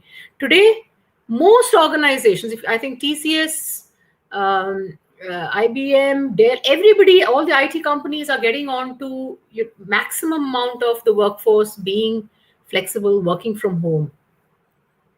And if you contrast this with Marissa Mayer, the ex-CEO of Yahoo, who a couple of years back did not allow work from home. I mean, just look at how quickly this whole phenomena has pivoted, right? And so in this distributed environment, what is going to change for HR? I mean, when your workers are not there, how do you enhance employee experience? How do you ensure a homogeneous culture and a sense of purpose and meaning and organization loyalties are built when your workforce is itself not coming into office? They're sitting in any place across the world and probably working for multiple organizations. So that's making it really challenging. Now then, let's look at this whole, diverse workforce and talent markets, right? And companies are using technology platforms to facilitate diversity and mentoring programs. Johnson & Johnson, for example, has a web-enabled service called Mentoring Works. And along with their diversity university, they have an online resource which helps employees build diversity into collaborative efforts. Affinity groups are used for disabled, LGBTQ workforce. Procter & Gamble's board today is more than 58% diverse and 41% with women. So the diversity in talent is what is also going to have an impact in the way HR functions and policies evolve. Today, with globalization, with gig economy, and with flexible working becoming the norm, talent can actually work anywhere across the world. And so the diversity of talent is going to become the real new normal. The last thing that I want to talk about is how the collaboration between man and machine is evolving. Machines are definitely taking over mundane jobs, and the focus is more on human creativity and intelligence. So machines are being programmed to do the routine and repetitive. For example, Amazon in 2012, I mean, so many years back, they snapped up Kiva Robotics for a staggering $755 million in 2012. But today, Amazon has over 30,000 fulfillment robots working in its warehouses, and the company is expecting to replace all employees who perform repetitive tasks with machines in the not so distant future. So this is how work environments are changing, right? And increasingly, the administrative aspect of HR work, the routine operational work is going to go out. HR is expected to move up the value chain. All aspects of HR operations are now going to be focused on all the stakeholders. And based on the context, organizational design are going to change. Like, as I said, the gig economy coming in, global talent becoming the norm, workforce flexibility emerging. How do you design a structure, right? How do you have reporting happening? How do you execute that? How do you plan succession planning in an environment where tenure and longevity is no more the new normal? And do you look at succession planning only from permanent talent, or can you even look at succession planning from your part-time, contractual, and even gig workers? How do you, work with your business on ensuring that HR as a function delivers value? And so these are some of the challenges that we are going to be seeing in terms of, the evolving environment. COVID has been another tipping point. I think all of us, for the rest of our lifetime, will remember the year 2020. What it has done is, in the short term, it has made, the cash has become, preserving cash has become very, very critical. And so from an HR perspective, we are seeing, to some extent, we are seeing layoff and retrenchment happening, but we are going to be seeing a very high trend of moving on to variable cost methods in the future. And with that, I come to an end of my presentation. I'm happy to take any questions or any comments if there are.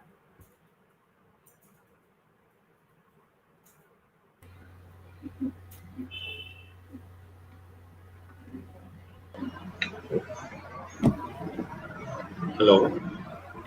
Yes. Ma'am, thank you. It's indeed a privilege to have you with us as a guest speaker. So for all the participants,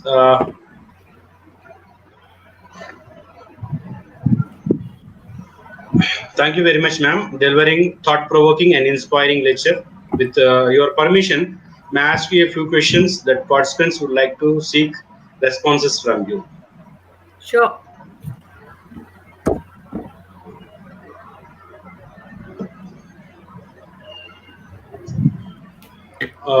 One of our participants, V. Surendra, ma'am, question is, as the bots take over intelligently the HR functions, how do you think it will affect the firms in terms of the headcounts? Ma'am, clear? If I understood the question, is it headcount of HR or is it headcount of employees? how do you think it will be affect the firms in terms of the headcounts? In case we are taking the bots, chatbots. I think it's, ma'am, in terms of the firm's account in total. Yeah. Yeah. Increasingly, see, organizations are going to look at avenues of value creation. And so if a bot, I mean, you look at it from an industrialization perspective, right? I mean, you look at the factories of today and compare that with a decade or two back. Look at the level of automation which has come in. So, automation is just, is a similar parallel example in the manufacturing space, and how, the blue collar employees are slowly being reduced by a lot more of automated processes, which are becoming much more cost efficient. Yeah, similar thing is the trend that we will see in workspaces. So things which are very routine, and this is not just within the HR function, whether it is in supply chain, it is in finance operations, it could be in sales operations, it can be marketing operations, all functions of the organization where there are standard, routine, repetitive tasks are going to get disintermediated sooner or later. There is a bouquet of organizations and firms which are offering bots, which are doing, they have identified these tasks, and they are offering these as services. And as competitions on these technologies increase, the cost of delivering AI is going to come down even more, making it much more economical for organizations. So the transactional jobs are likely to disappear. Organizations which might have hired a person to do just MIS work and reporting, that job might just disappear, because you might just have a bot who will do it much more efficiently, much more accurately, and much faster. Okay, madam. Madam, one more questions from participant side. Working remotely has its challenges like immediate need of setting virtual environment, data security issues, etc. What kind of HR policies for services industry in particular do you think will streamline so-called new normal? Yeah, that's a great question. Organizations are quickly changing a lot of their policies and trying to give the support. I was reading a survey recently where it talked about 56% of organizations within 2 months of the lockdown came down with infrastructure support to enable employees to continue working from home. That means they actually gave additional money to the employees to either buy workstations or take Wi-Fi, better internet connectivity, secure networks, and stuff like that. Now, what that is doing is, while on one, it seems paradoxical because that's an additional payout, but what they're actually doing is they're getting into hot seating in the workspace and reducing the number of physical offices that they're doing. So they're saving money on that front. They're also reducing the amount of expenditure on some of the allowances. Like, for example, people might have had a shift allowance, or they might have had a food allowance, or they might have had a conveyance allowance. Some of those allowances are being taken back or reduced, and a one-time significant amount is being given for people to set up a home office.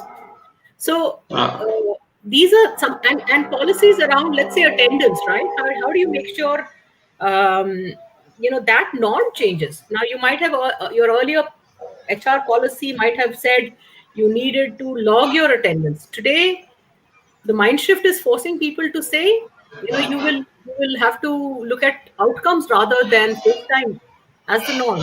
And so that means you have to change your policy and how you're going to process pay. And it has to be a very quick shift. And one more question, madam, from Dr. Lakshmi Rawat.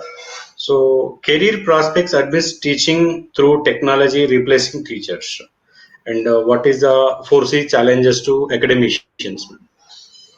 Because of all we are academicians. Yeah, I know. Yeah. So many platforms are available for teaching that is replacing our like that. What are challenges facing? Yeah, that's an interesting one. I mean, I don't know whether we can say that at least I'd like to believe that teachers cannot be done, and I hope so. I hope it's true that teachers are not going to become redundant, provided that teachers continue to add value. So teachers have equally got to stay relevant. Teachers have also got to update their skills.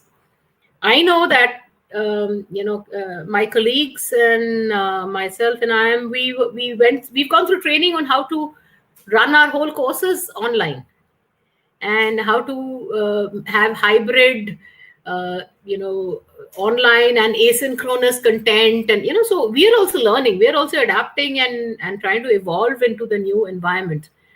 But to answer your question, does would this completely take away the classroom experience? I don't believe it. I mean, I'd like to believe that that is still going to continue.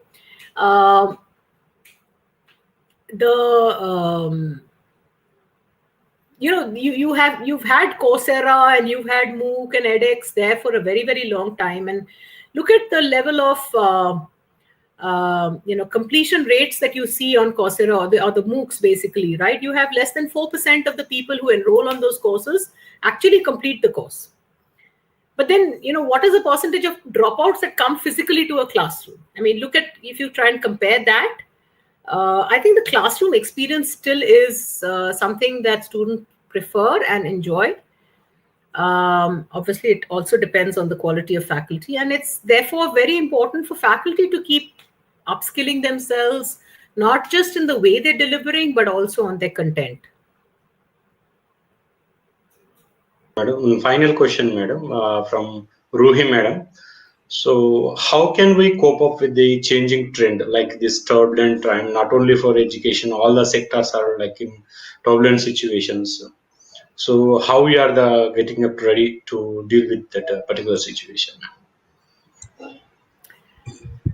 I wish I had an answer to that, Ms. Ruhi.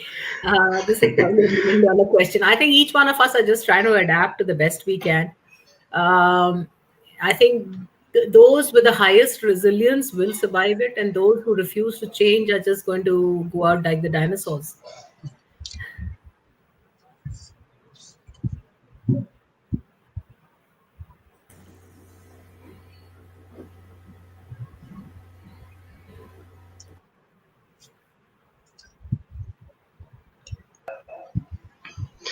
So, okay, dear participants, we are running short of time, and I feel sorry for not accommodating all the questions. No, you can write a mail your questions for further information. Professor Ramkrishna. Sorry, tell me, sir. Please take one last question. Actually, I think it's a very interesting question.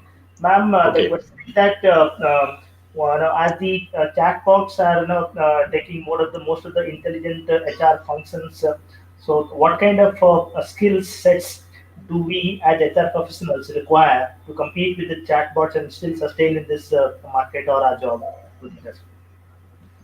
Yeah. See, if you look at how HR used to work earlier, you would have people who were specialists on recruitment, or only delivering learning and development, or doing only shared services operations. And then you'd have HR business partners who would try to interface with business. Today, the roles are evolving where everybody has to be looking at avenues of creating value. And by that I mean, an HR business partner cannot be just doing just employee pulse and doing engagement, meet and greet and birthday celebrations and recognition programs. That's passive. Today you have platforms which are doing that engagement and for us, right? You have a chatbot which is being much more empathetic and chatting with the employees. And so if you look at let's say the HR business partner, the HR business partner has to have a reasonably sufficient understanding of all functions of HR, which could be recruitment, it could be operations, shared services, compensation, and then keep on looking at avenues where you look at how are you adding value to business. You're adding value to business if you help them make money. So what can you do so that sales can increase, productivity can increase, right? What can you do which you can help them save money? So, where are your people underutilized? Which parts of business, can you, which roles can you make redundant? How can you work on succession planning? And then the last part is reduce risk, and reduce risk in terms of talent availability, reduce risk in terms of attrition cases. And so avenues to create value is something that HR has to keep looking out, and that requires an understanding of the organization strategy. It requires a very good understanding of finance, a healthy appreciation of data analytics, and using these tools that the HR has to then start delivering value to. Like, for example, if you can use tools around employee productivity, and then you identify areas where there which is either under resourced or over resourced, and you move talent, that's delivering value. But it has to be informed from data. It has to be informed from an understanding of even finance. Let's look at, can we do this job? Here's a high cost resource, probably reached a destination role, not likely to grow. Let's replace this high cost resource with a low cost resource, and or maybe two, and we can get better productivity. Those kind of conversations are increasingly going to be something that an HR will have to do. HR will have to start thinking more, and sort of getting into solutions of solving problems for the business. Those are the roles that HR will have to get, grow up into. Okay, thank you, madam. Madam, there is one more viewpoint actually which I find interesting from Dr. Kuldeep Rai sir. What he says, his view is that he feels that the chatbots will become really mainstream only when they use AI to create natural language communication in the languages like Mandarin, German, and Indian vernacular. So, what's your take on that? So, see, technology, evolving a technology to a language is not a very big challenge. Once you do that, once you have enough data on it, we are seeing some of these chatbots, whether it's in marketing or consumer research or HR related analytics. Wherever there is a large volume of data for sentiment analysis to emerge, you're finding chatbots are coming there. So, a small language, you're probably, Uzbeki or something like that, you're probably not going to find companies coming forward to offer a chatbot in that language. But in the key languages, whether it's in French, Spanish, Mandarin, English, German, these are already there. These offerings are already there and increasingly becoming more and more affordable by the companies.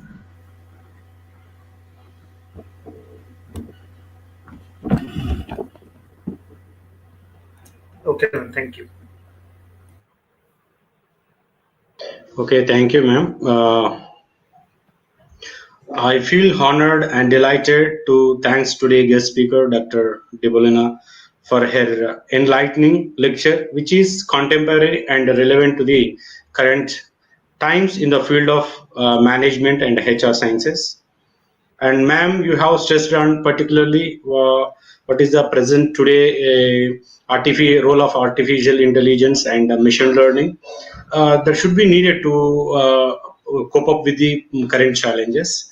I'm happy to inform you that our chat box is flooded with words of appreciation. We eagerly to look forward to listening to your lectures in the forthcoming days. Thank you again for graciously accepting our request and delivering the talk, ma'am. Thank you. Thank you very much, ma'am. Thank you so much. Thank you so much for inviting me. Thank you, ma'am.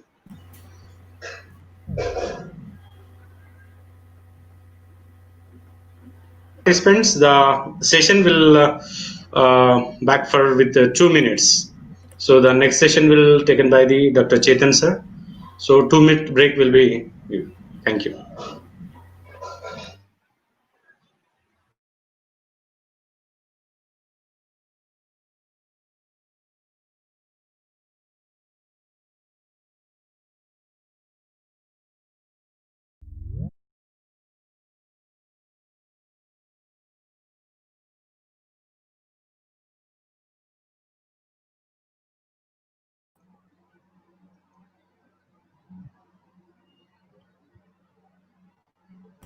Hello, Dr. Chetan sir. Good morning, sir. Sir, actually, we just gave a 2 minutes break to the participants since we have started since 10 o'clock. So we'll rejoin in 2 minutes, sir. No Thanks. problem. Yeah. In the meantime, can we check the sharing of presentation and all? Yeah, sure, sir. And sir, are you comfortable with this Jitsi? Because there is a left-hand side, the bottommost. I know. This is the one which is to share your screen, and I can share this. I'll share my screen. You just check is it working with you or all. Okay, sir. Sure. चेतन साहब नमस्कार. Sir, good morning. Good morning, sir. नमस्कार, कैसे हैं? Sir, आपका आशीर्वाद है, sir. Thank you, sir. Thank you really. Yes, sir. I can see your slides, sir. Okay. And are you able to see me in my slide? Yes, sir. Yes. Yeah. So this is done. So, sir,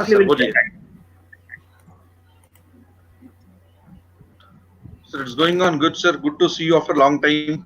Yes, sir. That उसीलिए आपको एक संस्कृत श्लोक बताना चाहता है क्योंकि आज नहीं बोल सकता हूँ क्योंकि मेरे भाई साहब का देहांत हो गया.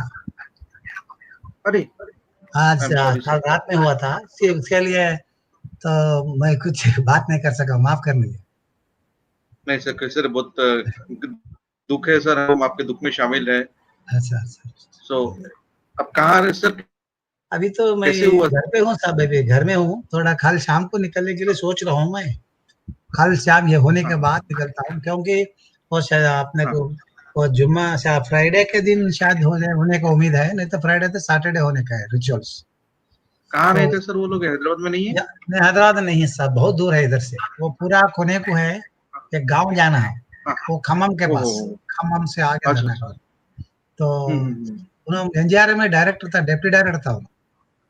बहुत दुख की बात है सर, और आपका बहुत महानता है उस दुख में भी. आप इस पे है, इस वर्क पे बोल तो कर्म का ये जिम्मेदारी है ना. अप्रिशिएट यू सर, क्योंकि दी जिम्मेदारी थी. सर बड़ी बात है, बात करने बड़ी बात. थोड़ा मन तो चंचल हो गया तो फिर भी क्या कर सकता है, थोड़ा मन तो डिस्टर्ब हो गया बिल्कुल.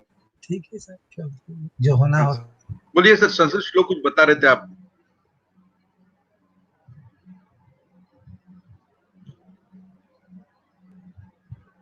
सर आपका श्लोक. Sir, actually the streaming is also on, so let us start. Yeah, the streaming is on, so just hold on. Let's hold on for a minute. No problem. Yes. In between this getting disconnected, so okay. There's some problem with Jitsi. Other day also I had a problem with the Jitsi. Okay. So in case it disconnected, I'll reconnect it back. Don't worry about it.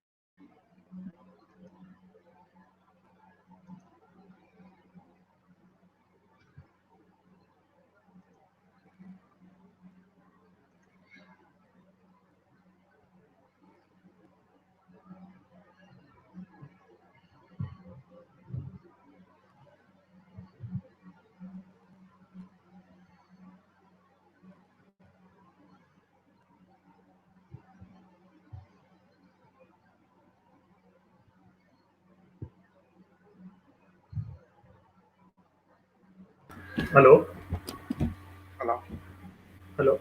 Yes, sir. We can start. 1 second, sir. Yes. So it's my honor to introduce our next speaker for the next session, Dr. Professor Chetan Srivastava, sir. Professor, I welcome you to the webinar. We are privileged to have you as a speaker today. To briefly introduce our speaker, Dr. Chetan Srivastava, sir, is an associate professor in the School of Management Studies, University of Hyderabad. He is also a co-chair, Placement Guidance and Advisory Bureau, University of Hyderabad. Dr. Chetan sir is a teacher by choice, trainer, researcher, and a consultant. He specializes in strategic marketing, CRM, services marketing, advertising, and branding, apart from HRD and systems related issues. He has a vast experience of over 2 decades in academics and industry in varied capacities in training, research, and consulting. He has published more than 40 research papers and articles in the leading national and international journals. He is also the executive editor, Journal of Advances in the Management Sciences and Information Systems, Canada. He is on the editorial board for quite a few international and national journals like e-Business Review, Business Vision, ICFI Journal of Soft Skills, etc. He has reviewed many books, including the South Asian edition, the 13th edition of the famous book by Professor Philip Kotler, the father of marketing, published by the Pearson publication. He is also a recipient of many prestigious awards like MTC Global Outstanding Management Teacher Award 2019 by Management Teachers Consortium, AIMS ICFI Best Teacher Award by the Association of Indian Management Schools, to list a few. So I welcome you, sir, again, and let's listen from the professor on the topic navigating in turbulent markets. So over to you, Dr. Professor.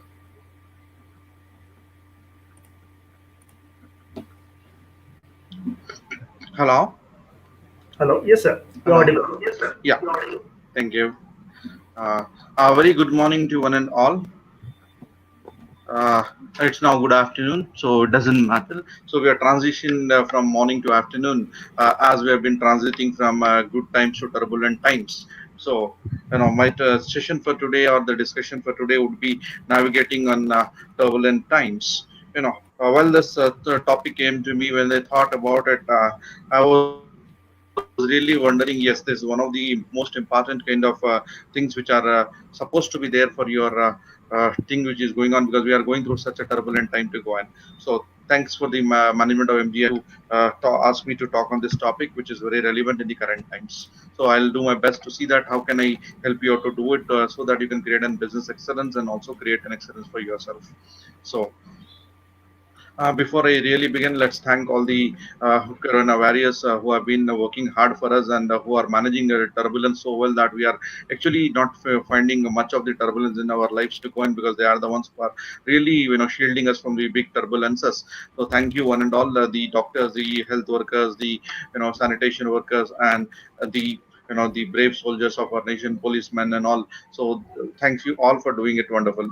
So a disclaimer, usually I do use a disclaimer for my sessions, because what I talk here is absolutely for a pure academic purpose. It doesn't mean to hurt anybody, any sentiment, feelings, religion, caste, community. So in case I am doing it, I apologize if anybody is hurt. I really don't mean it either intention or unintentional. It's purely coincidental. Let us move with that thought, and let us not do one. So this was a beautiful saying when I usually used to think about it. A smooth sea never actually make the skilled sailor. That's what we have been having a beautiful quote which says, when smooth seas are smooth, you really never have a skilled sailor. So it is basically the turbulence in your sea which actually makes a huge difference and to go in, and it makes you a very, very skilled sailor to go in. So, well, one second.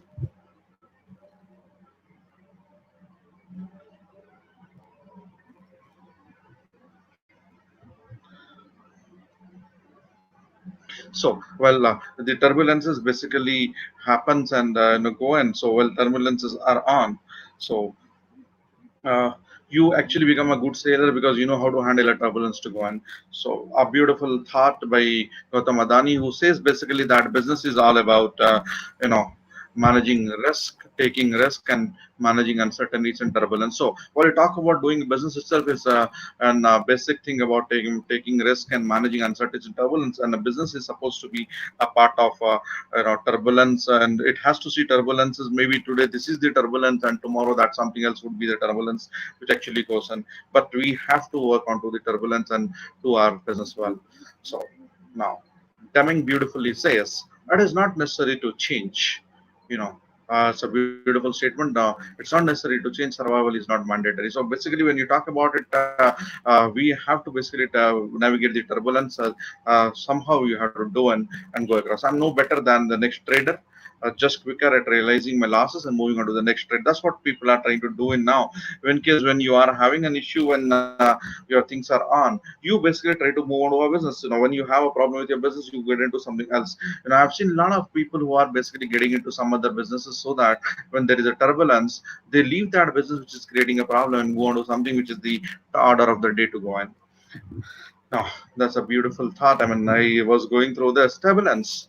That's okay. Uh, I'm used to it. Marathon. That's right or wrong. We don't know it. But when you talk about it, to go and turbulence has been a part of our lives every time in some form or the other. So remember, we are capable of handling turbulences so easily and so well to go in.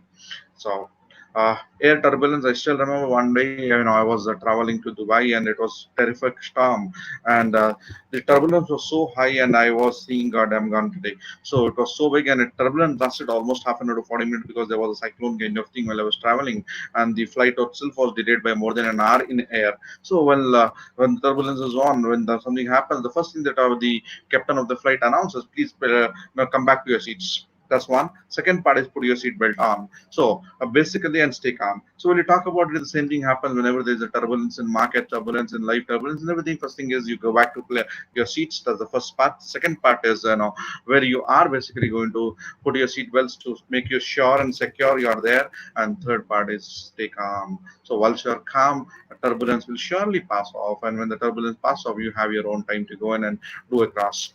Now, turbulent markets today. Professor Ramna was also talking about the VUCA world. When you talk about this to go on, the turbulent markets and the VUCA world, when we say volatile, uncertain, complex, ambiguous, now where everything is all about lost, confusion, unsure, unclear, purpose, everything goes on. So I usually, while I was having some discussions with some senior academicians on VUCA world, I was trying to tell them a point, and the point is all about it's not the world which is VUCA. It is not volatile, it's uncertain, complex. I mean, it is your mind which is VUCA mind. When you talk about a VUCA world, it is VUCA mind to go in, because if your mind is volatile, if your mind is uncertain, if your mind has complexities and it is ambiguous, it can't do a good decision making to go in. So you have to basically come down and do it, because in the VUCA world, or you say VUCA mind, you can't really do wonderful. So you have to think about something in this world. Your mind has to come and plan out how to go into. Turbulent market is all about the VUCA world and the VUCA minds. So while the mind has to be calm, you can actually take a good decision and really come out with some solutions to your VUCA world to go in, or the turbulent markets to move. A beautiful thought when we started with that, when rough seas actually go in and go across, when we talked about it. And a pessimist complains about the wind, because, the turbulences and all, we talk about turbulence is bad and so on and so forth.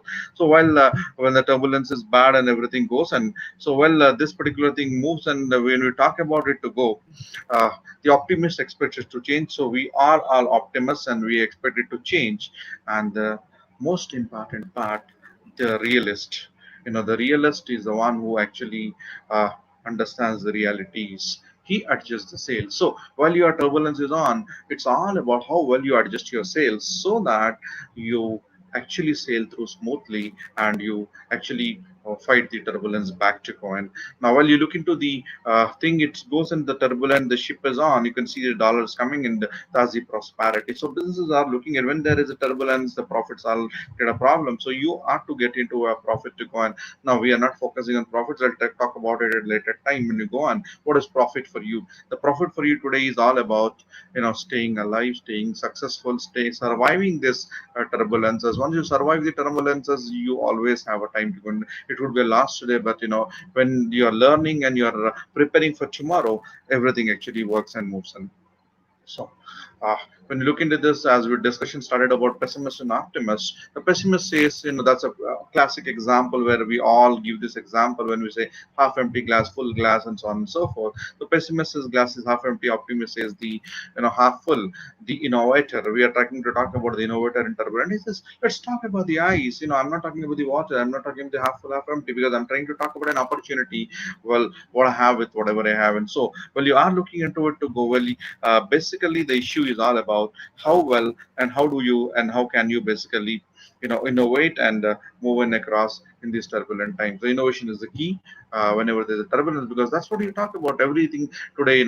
Everybody is innovating. We'll talk about it at a later point to go. And now there's a question where will the markets go next? That's a big problem, because you know you are not clear about which is going to happen.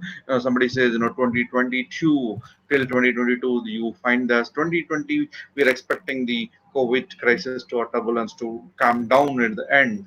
But when you talk about it, the mindset, the after effects of COVID will last up to 2022, because people mindset changes, people would be panicky, people would be basically thinking about a lot of things which actually go on. So while this particular thing is on, you are basically trying to talk about preparing yourself for what's actually happening. So surviving in the turbulent markets is the basic criteria to go on, because while you are surviving in the turbulence, it means that after the turbulence is off, you can actually go with a big speed. So while the turbulence is on, what do you do and how do you go in and move across to go on? Because one, you have to understand where will the market go, and prepare yourself for it and look at how do you survive the turbulent markets today. That's the basic kind of thing which actually goes on, because stormy weather ahead. That's what is the thing. When you talk about it, we really don't know how it's going to be there. The weather has to be stormy. The business environment is really tough. It is really turbulent. When that particular thing is there, the riding the storm is all about strategy planning in turbulent markets. So when you talk about it, how do you do that when you are looking at planning to go on? So it is basically when you don't have, this is what happens. Let's take an example. When a woodcutter, let's say simple example, a woodcutter who is basically not having work to do, what does he? He sharpens his axe. While that's a plan, because when he gets work, he goes back to work with you know good start to go on and the tools ready for you. So when the turbulence is on, you do a strategic planning. How am I going to survive and move into the sort of turbulent again to go on? Because the whole key is all about do not panic. That's the most important thing, because the calm head, we started with that particular thing. While navigating through the turbulent times, because turbulent times we are able to see a lot of bankruptcies, a lot of companies going bankrupt, people are losing jobs, and inflation is there, unemployment is there. This all affects your consumers, it affects your employees, it affects your business, it affects everything. The entire economies of the world has under troubles to go. And we were actually seeing a recession. We were looking at an recession to go, but just before the COVID came in, and with the COVID, it has become really turbulent. It's really tough to go and uncertain to move. So we have seen a lot of people filing bankruptcies. We are finding a lot of people losing their jobs and a lot of people getting cuts in their pay packets, so on and so forth. While that is there, how do I basically do my business, and how do I really work and move across to go? So while this particular thing is on, how do you basically talk about managing this to go? Navigating is the most important. So understand thing and move across.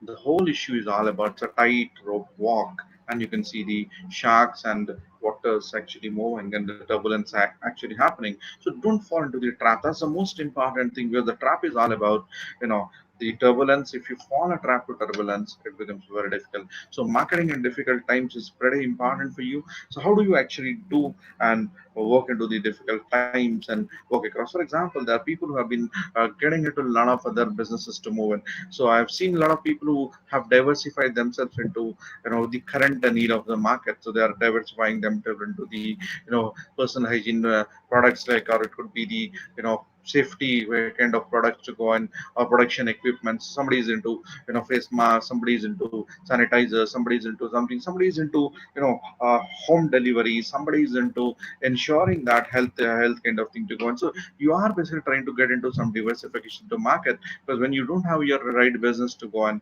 you are getting into something else which has to go on. So don't fall into them. It's a tightrope walk, yes, for sure, but you have your own tools to navigate into these turbulent markets to move, because you have to have a vision to see the turbulent times, because calm waters or the rough seas actually are indicators of your business environments or turbulent markets to go on. Because the markets usually at times are a bit calm, and finally you also have markets which are basically turbulent to go on. Now, well, thriving in turbulent market basically becomes very very difficult phenomenon, because you are into a small setups, and the setup, even how big it could be, resource crunch would be there, and you may have products, you may have everything, but you may not have customers, you do not have money because your suppliers default, your creditors default, everything happens because nobody, actually nobody does it genuinely, but they are into real troubles to go. And now the government regulations come in, you have your, for example, you have seen RBI coming and saying, moratorium on your EMIs. So banking sector is into a problem, because when you talk about it to go in R, you talk about the whole business, people are not buying consumer durables, people are not buying these things to go on. So the whole spending has moved into some, basically into minimum spending kind of thing, and people are only essential spending on essential. So everything actually goes in, because well, this particular thing goes, and as a marketeer, as an individual or a strategist, you have to look in, how do I am going to thrive. But thriving is a secondary, but the most important here is you are going to survive, and how do you move from this. So somebody was saying beautifully, 2021, when we meet each other, you know the first question which is, oh, thank God you're alive. That's the most important thing.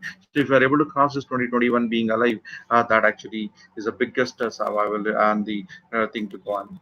So no, I usually do some thing to go on. This is one of my most favorite quotes to go on. Life isn't about waiting for the storm to pass. So whenever there's a turbulence, it's not about waiting for the turbulence to pass. It's all about learning to dance in the rain. So look at an adversity as an opportunity in disguise. That's most important. People, when it rains heavily, and, instead of really worrying about the storm, obviously it comes with difficulties, no doubt about it, but even in difficulties you are basically trying to talk about enjoying your difficulties or look at an opportunity in disguise. Because if it rains heavily, somebody could think about water harvesting, rainwater harvesting, somebody could talk about doing something which actually goes, and or somebody just dance in the rain and you know be happy about it. So you are looking at anything to go. And so well, turbulence is on, how do you but look at an opportunity in disguise. But that's for example, now we are all at home not doing jobs, so that's an adverse opportunity. Stay at home, develop relations, have bonding, relax, regenerate, and do basically you're looking back at something, you're going working back into the basic, you are doing an introspection instead of doing this particular thing, you are looking at that. So organizations also should look at in turn what changes could be brought in, what could be taken care, how do I basically improve. So the entire focus moves on inside to uh, outside to kind of thing to go on. No, this is the new norm. When we talk about panic, when you say panic, is basically do not panic, because the strategy to deal with uncertainty. Because, for example, COVID, when we talk about COVID, it has been a big pandemic. But if you actually look into that, it is not difficult. It's only because it has taken this form, only because people are not using a proper strategy to deal with it. Could be reasons, but when you look into that, a COVID will never attack you or never affect you until unless you are inviting it yourself. So basically, you have to have a strategy to deal with it. Use your face mask, use your face shields, have social distancing, do not move and use sanitizers, do not get into crowds. No, we can't sit at home many a time, because sometimes you have to go in, and some jobs we do, and if everybody sits at home or work from home, how could we survive? Somebody has to do some work. So the essential services and doctors, everybody, but it go in, but a small slip in their strategy actually gets them affected by it. So when you talk about a business to go on or in turbulent times, when you have a thing, panicking is not important. Equip yourself with equipments which could help you to fight this uncertainty or turbulence. So develop these tools, get those tools. No, that's what we are doing. Our country is doing that. I know most of the world people are doing. They're procuring masks, they're procuring PPEs, they're procuring. Look, now they're working on how do I fight this? How do I develop a vaccine? How do I develop a cure? How do I do one? Or how do I, if I can't have anything external, how do I improve my immunity? So that's what you're trying to do. And how do I make my business more stronger to sustain this kind of thing to go? And how do I see that I have an immunity to a business uncertainty or turbulence to move? Now, as we're talking about this, I've been always telling people stay calm. That's more important. Being calm in turbulent times itself amounts to a lot of things to go on. So, a market when you are doing and don't let market play with your emotions.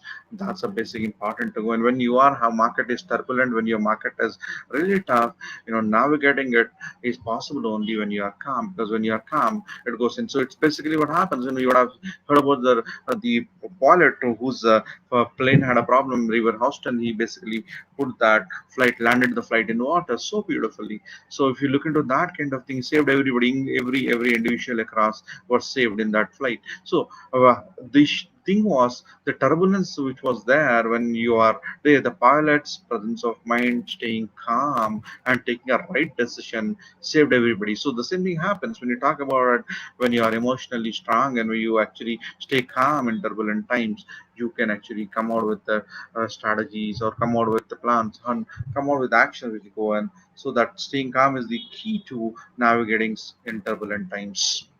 Now, this is something which is really, inspiring when you go and look at these migratory birds, look at the animals who actually move and so on. So, migratory birds is a classic example. What happens when the weathers become really bad for them, the turbulences comes into their lives, they actually cannot survive. So what do these birds do? Geese basically, or a variety of, but India is an place for a lot of migratory birds who come in a season and move back to their homes. So what do? They migrate. They go to a new destination, they get into a new place, and it's not settling there in a new place. It is basically to go to a new place, survive, prosper, and come back to their homes. So when you look into that, all these birds basically migrate and they travel distances actually runs into thousands of kilometers. You can't even imagine. Now that I was reading some of the migratory birds to and fro travel around 16,000 miles. It's a big number to go on. So when you look into that, why do they do that?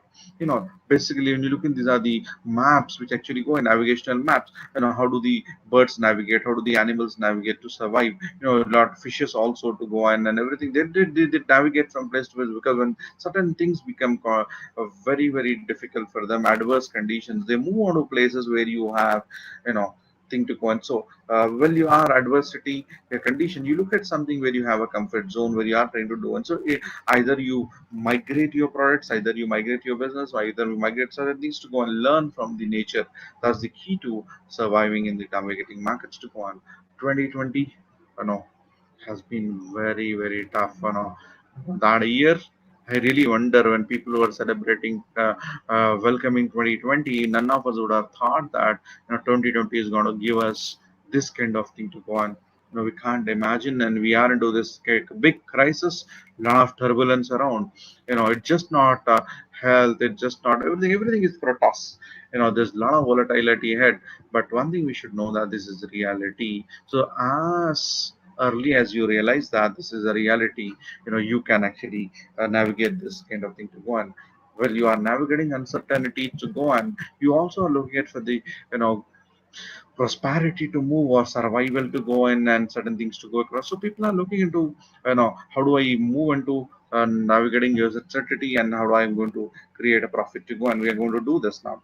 So while you are disoriented, while you're uncertain, well, market is all about everything.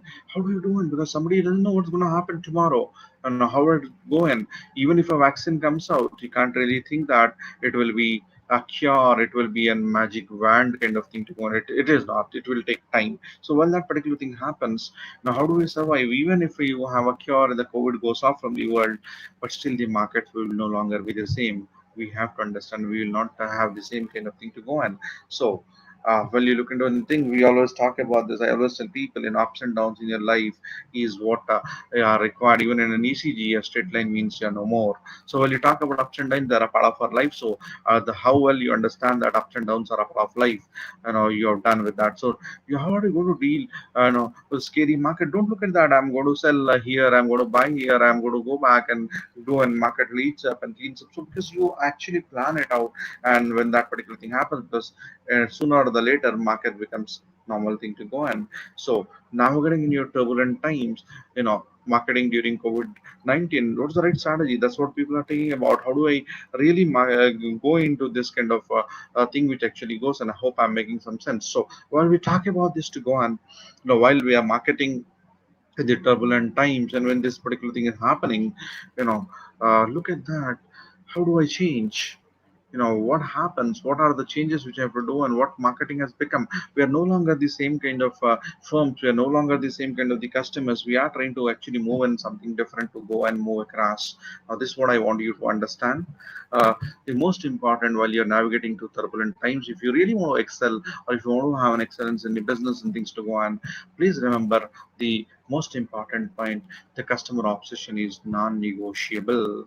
So when you talk about is to go and be obsessed with your customer, and it is not negotiable. So remember, you cannot leave your customer in lurch. So you are basically trying to support your customers, live with your customers. So when people have noticed, come with a new thing, when you are getting into customer connectivity, you say, I'm with you. You are trying to talk about today. For me, loss doesn't matter. There are a lot of companies who have given up their profits, have even taken up the losses for the sake of helping the customers and understanding them, because somebody's lost a job. How am I going to do? And so some people are really helping them out with giving them their support in form of anything. It could be rent, it could be products at a discount, it could be something which actually goes. And so, but live with your customer. That's more important. Customer is a part of your family. Once the moment you think about it, customer obsession becomes the important thing. So you focus on short-term goals. That's more important. Currently, medium and long term would be planned and across well you are trying to do. And the most important thing, you disrupt yourself. Don't actually you know be there. Disturb yourself to see that. I don't know how am I going to do. Move with the turbulence and take effective decisions to go on, and look at your priorities. Priorities continuously. The priorities should change now.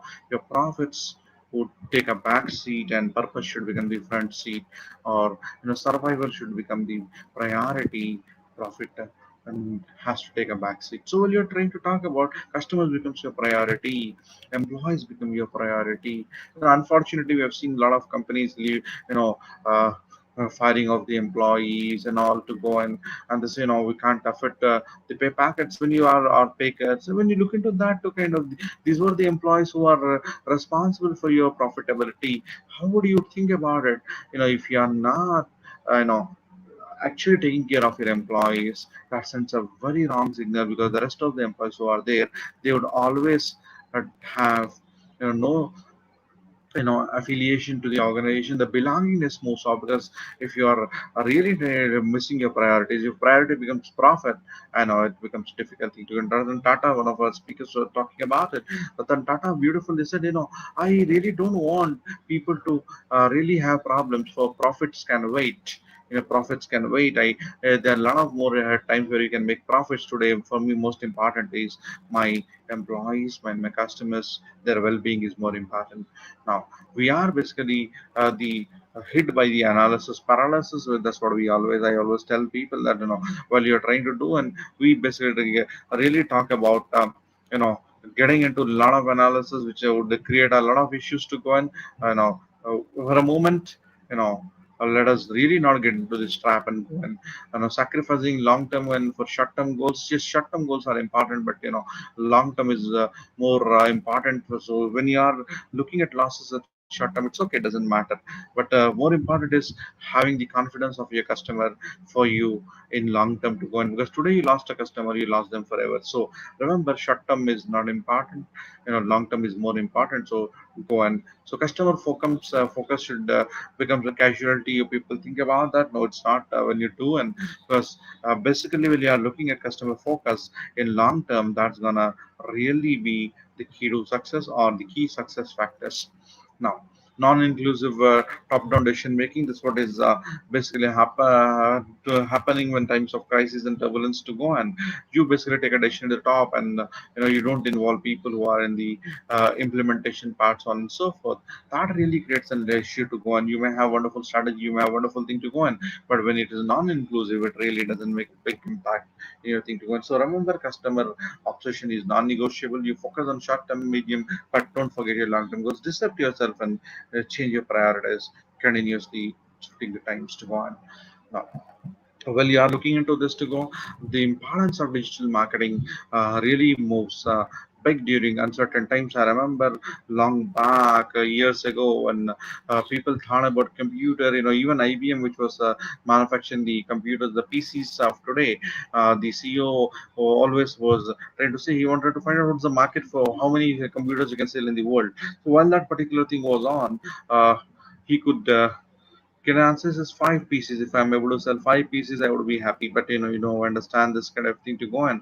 It's just not a computer today. Computer is replaced by your hands now. With everything is changing. To go on, your televisions have become handled personal kind of thing to go on. You have Netflix, you have Amazon Primes, you have all other things which are basically taking over things to go on. So importance of moved on to digital marketing and goes, and because that's what you do. And because you've seen that when turbulent times are there, online or digital kind of thing would really help you out. So it starts with your website design, planning for ad management. Offline integration is very important, just not going digital. But while you are digital, you also have to have offline, because that's more important. You have to integrate that offline to go, and because until unless you have that kind of thing which doesn't go, and it doesn't affect you.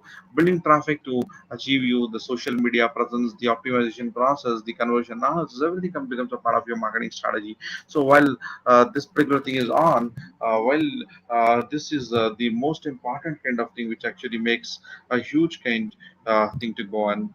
So while this is on, while you are looking at turbulent times, this particular thing makes a thing to go on. So use your digital strategy. That's actually goes on digital marketing strategy. Which actually works and moves in as a part of your thing to go. So while this is on, let us look into the marketing mix. The 4 Ps, the ultimate turbulent market survival guide, you should say. You have to revisit your 4 Ps. That's the most important part of it to go on. While you are revisiting the 4 Ps, you know the 4 Ps makes the whole kind of thing to go and goes across. You have to look at the product now, the product design, uh, and developing product according to the consumer changing needs to go. And today we are looking at a product which is absolutely safe. People are looking at a product which is not only safe, it's also delivered safe to you and everything to go on. So while this particular thing is on, relook your product designs, relook your things to go, and where you have no contact kind of thing to go, everything where you're trying to talk about, people should have a trust in your thing to go. And while this particular thing is on, how do I do and move across to go? The pricing, that actually has to change, because while you're trying to talk about the pricing part to go, you know the pricing becomes very very difficult, uh, you know which actually uh, has to go accordingly. People are really not having money to go, and the disposable incomes have become less, and people are worried about the future because they want to save something for their health needs, something for the things to go. And while this is happening, you have to think about pricing your product according to the market and their affordability. So the whole question comes here is of how do I make my products affordable? So the whole question comes in and make them affordable so that people can buy in these turbulent times and move across. The place availability of the product basically becomes very difficult thing to go on, because the most important thing is how do I make it available at home, home delivery to go on. So while you're trying to talk about this to go, the whole thing moves in and works across to go and work across. So while you are looking at, people are looking at how do I get this thing into my home, and home deliveries, everything actually is going in. Even the medicine, people don't want to go to an hospital, the people don't want to go to a doctor, because they are the places where you are going to have more kind of thing to go and move across. So while that particular thing is there, you are trying to talk about reinventing, see, so that you are helping the customers to get what they want at the place where they want to go, and that's more important. Promotion, coming to the new market, the new offering, because we have to try to talk about it to go into the customers to go and let the customers understand how do I actually walk in and move across into this turbulent times to go. So while this particular thing is on, you have to reinvent your thing. And because markets, it's just not a behavior, it's a misbehavior of markets. There's a lot of bearish trend, bullish trend actually goes, and there's a clash of them to go on. People mindset as bearish, the markets are going bullish, and how do I do, and how do I buy, sell, everything actually goes on. So we have moved from IQs to EQs to SQs. I meant to say intelligent quotient moved, taken over by emotional quotient, and you know then you talk about spiritual quotient actually goes. And so now the whole develop the AQ, that's more important, adversity quotient. So what it is adversity? Just a COVID. COVID is an adversity, but there are a lot of adversities have been there in the previous times. It's just not the medical kind of adversities or a pandemic kind of thing. It could be an adversity in terms of economy drops, recessions, political instability, wars, whatever it might be, or natural calamities. It could be any adversity which actually goes. And so we ought to develop an adversity quotient. That's most important thing to go on. So while this particular thing is on, while you are basically having the adversity quotient, you know this particular quotient is pretty important, which actually goes on. So while this particular quotient actually makes a difference, because how well you handle your you know the adversity is important and thing to go on. So develop that kind of skill. Well, there is an adversity. How do I get calm, and how do I do and go across? So while this particular thing is on, while this is taking care of a lot of things to go on, how well and how do you basically you know manage in these adverse times, or the markets which are basically you know uh, turbulent, you are going to make a whole difference to move. Now coronavirus, a lot has been there, and the whole world has been under this particular thing. Maybe we feel that there's been a big thing which actually goes, and maybe it's a panic which is there, the panic which would make a whole difference. It is all about how is somebody basically understanding about the COVID kind of thing to go. So it has created, no doubt, it has created big impact, you know, to go and move across with the trade tensions, because that's what is creating a lot of issues to go on. And what is important here is you forget your strategies as of now. You embrace agility. How well you can take a faster decision. How well that is basically trying to move in and go across. So navigating your turbulent times makes a huge difference. So while that particular thing is on, you can always think about how do you create a survival strategy, with agility to go on. So while you are trying to talk about being agile, that actually makes a whole difference to your thing to move in.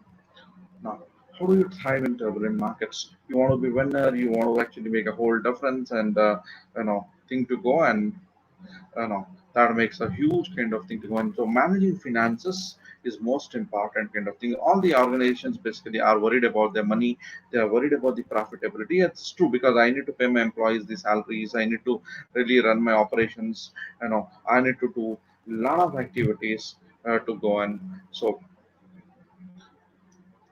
So while that particular thing is on, managing your finances make a huge difference to go on. Now, if you look in, somebody talks about this, it's a big business today where you are looking and think, to do on health insurance. So how am I taking care of my health, and how do I think to go on? So that particular thing you know uh, makes a huge difference to move.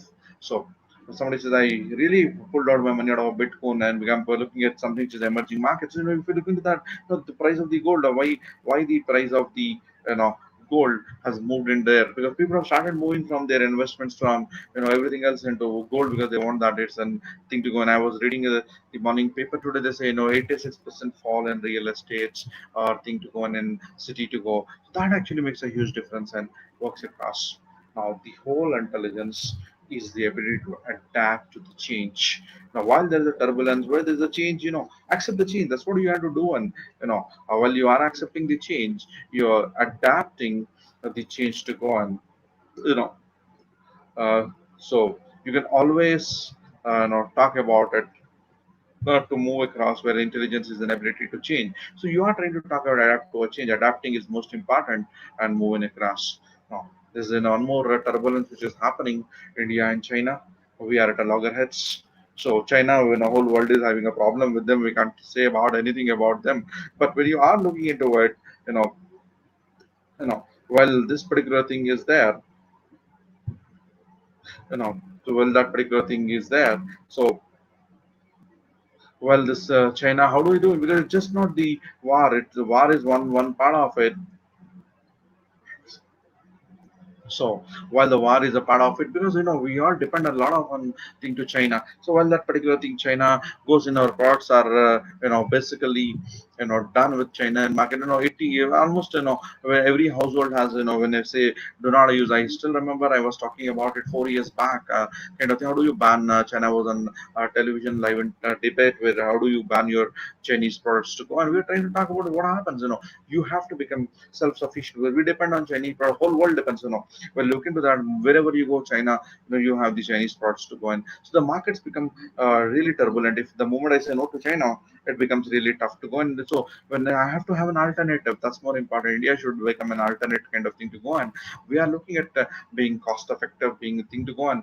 Defense, yes, we are very good when compared to them and so on and so forth. Politically, we are very strong. But when you talk about this to go in, we have to respond to it and go across. Now, the products for trend setting products has to be the whole thing which should happen in your kind of thing to move. While that particular thing is on, your ideas, your strategies, innovation, and creativity makes a huge difference. How do you come with the product which is gonna redo? And I mean, another day I was looking at a prominent sweet shops or basically thing to go, and there was innovation in their sweet menu. Somebody when they were offering, you know, the immunity booster sweets. You'll be surprised. There was a sweet which is haldi or turmeric sweet. There was a sweet which is tulsi sweet, tulsi barfi. Haldi barfi, tulsi barfi. I was really able to see that thing to go. And while this particular thing goes, and while you talk about, you know this to go on. So how are you innovating yourself? There's an health ring, there's something to go on. So you're trying to talk about innovating your products to go and get new ideas, give new strategies, be creative. But that is something which is gonna make a huge difference to go on, because you have to come with you know uh, the things to go on which actually move across and work into your thing to move. So get into that kind of mode which actually creates a huge difference and move. You know, coronavirus. What do we talk about them? The COVID, the current turbulence. I mean, this one form of turbulence would be a lot of turbulences which keep coming and going. But you have to be sure this has impacted the whole world. And I think it's one of the biggest crises and the turbulence we have seen. It has put a turbulence. It's just not a business. It has put a turbulence in everything we do.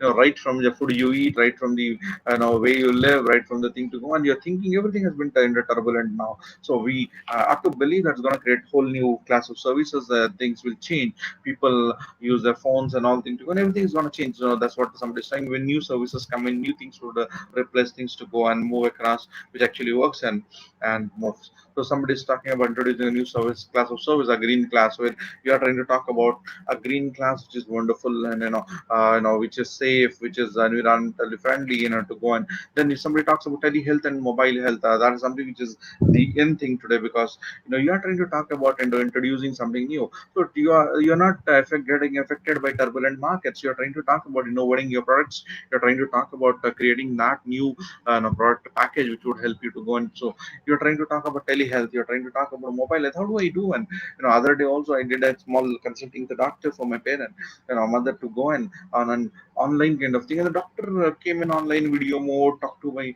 mother, talked to us, look at our reports, look at things to go on, and very beautifully done. So when you look into that, it gave you a new feel that you are interacting with kind of person. So obviously there's some issues to technology, but that actually goes in and moves across. Now, you're trying to talk about innovating everything. You've moved on to electronic retailing. You've moved on to data, and you need to talk about use of data to predict what's going to be there for tomorrow and moving across and look at all things. Everything is changing. That goes. And so when you are trying to talk about innovation, is basically the state of mind which actually goes. And if you are looking into this kind of thing, this is beautiful. Thing which talks about innovation. How do you do this innovation in the turbulent weathers to go, and that can help you and to go. It's just not innovative parts, innovative thinking, which actually makes a huge difference to go across. Now, India is well known for its jugaads. That's what we talk about. Jugaad is Now, how well you manage within the available kind of thing. I was talking about IQ, EQ, AQ, and SQ kind of thing. There's a new kind, there's a JQ, which talks about Jugaad quotient. So when you talk about Jugaad, how well you can do Jugaad in this current times to go, and how do you make your turbulent kind of thing, which actually makes it and wonderful to go. So how do you manage with the available sources? Whatever is available, that's okay. There's a crisis, you don't get, and you don't go out of your home. When you are in home, how do you manage your home to go? And for example, I'm now working with your thing to go in and go across. So how do you make that Jugaad, which actually goes and go across to go? I know it happened for an example. I'll tell you. My aquaguard really had a problem. The first week or 10 days of the COVID, it went bad. The tap got broken. How do you do? And issue is I can't afford to call a technician because there's a lot of fear into things, because I know it's gonna create a problem because somebody comes in, you're not sure about the sanitizer, things to go, and then he's working with your water device, and you can't keep it sanitize that water device because you're going to use the water and so on and so forth to go. And so what do you do? So what did it do? I really made a jugaad. I said, let me remove it from the top. I put it down on a desk, and we are operating with the top lid on. So like we used to have that jug in your pot. So the water gets filled, and it's a hard work, but it's okay. When you're trying to talk about jugaad, so that's what happens when turbulent times go. And how do you, instead of cribbing over things, how do you actually create a new market to go on? Because crisis is always there, but there's a success strategy, because that's the success strategy to exit you from crisis, exit you from the turbulence. That is basically to make you to go on. Because if you are moving into the crisis, there's always a bypass. Take that exit, take that exit. When you are into ORRs, you would have seen the beautiful roads. When I was on the road ORR for first time in India, Hyderabad, I said, oh God, they have reinvented, or they have put the US here, because when I go to the world US, you talk about Bangkok, you talk about the roads are so beautiful, the same models, we have the same kind of roads, better roads actually to go, and the exits. So you have to be clear about the exits. Take that exit to success. While the crisis is on, moving in the crisis is always good, but take a success strategy to exit from crisis. That is what is the need out there to go. And how do you do? And Tucker beautifully said, the wonderful management thinker. I think you should read this book. I think I personally advocate this book to go. And Peter Tucker talks about managing in turbulent times. It's an old book. It's not about the COVID. It's not about thing to go. And it talks about turbulent time. Whenever there's a turbulent time, this particular thing actually goes. And now I believe that adapting is important. If you don't adapt, you fail. So if you really want to do into your turbulent times, you have to adapt to the change. You have to adapt to the turbulence. Do, and that's how you go and adjust your sales. That's what we talk about. What do you do, and how do you go across when this particular thing goes, and when there's a turbulence in the thing, how do you change that particular turbulence to move? Because you never be alarmed by dangers, never affected by cravings. Happy in adversity, that's more important. Calm in the mindset of a storm. So while you talk in midst of a storm, that is very important. Be happy in adversity. It's fine. It's okay. It's there. Adversity is there. Is bound to be there. Be happy. Be calm. That's the basic. Never be alarmed by dangers, because be cautious. That's more important. And it doesn't mean that you are lay off attitude, but it's not there. You be collect, but you have to be calm and take anything to go on. Because we do not develop courage by being happy every day. We develop it by surviving the difficult times and challenging the adversity. So whenever the adverse weather is there, you challenge that adversity and do. And so while turbulent times are there, challenge those turbulent times, and you are basically trying to talk about doing those turbulent times and moving in to go across. So while this thing is on, while this moves in, it really creates a beautiful thing to do. So overcoming adversities or the turbulent times is the most important thing which you're going to do today and move in. So you have those those hurdle races. I mean, I wanted to ask to understand today, this adversity is this turbulence of COVID. Tomorrow there could be some other thing. So you be prepared for adversities. You can't say, I jumped over one hurdle, I'm through. No, you can't relax. You have to be prepared for the thing to go on and go across and go across. Now, this is one thing which I want to tell you: don't social distance your brand. That's very important. So remember this kind of thing. So you don't let the social distance or distancing from your customers distance your brand, because that's what we have to do. And even in this tough times, you are going to do across. Smart marketing is more important than ever, because that's what we have to do. And today, when you talk about think to go on smart, being smart is more important. And hard work is there, but smart work is also pretty important. Smart marketing, the need of the hour, where it talks about it. Possibly you can read this book also. It's pretty beautiful. That's the cover page of the book. I thought I should share this with you. But when you talk about being social distant, the whole key is all about being connected digitally. So even you might be socially distant, to get digitally connected to your customer. That's pretty important. Get connected to your employees, connected to your thing to go on. Other day I was reading a beautiful thing about TCS. TCS did a beautiful thing. What they did is their employees, you'd be happy to know that, are really surprised to know that particular thing. Their employees who are no longer with them, uh, they called those employees maybe who are left the TCS, who addresses and numbers are there. The HR people call their employees and ask for their well-being. You say, "Are you okay?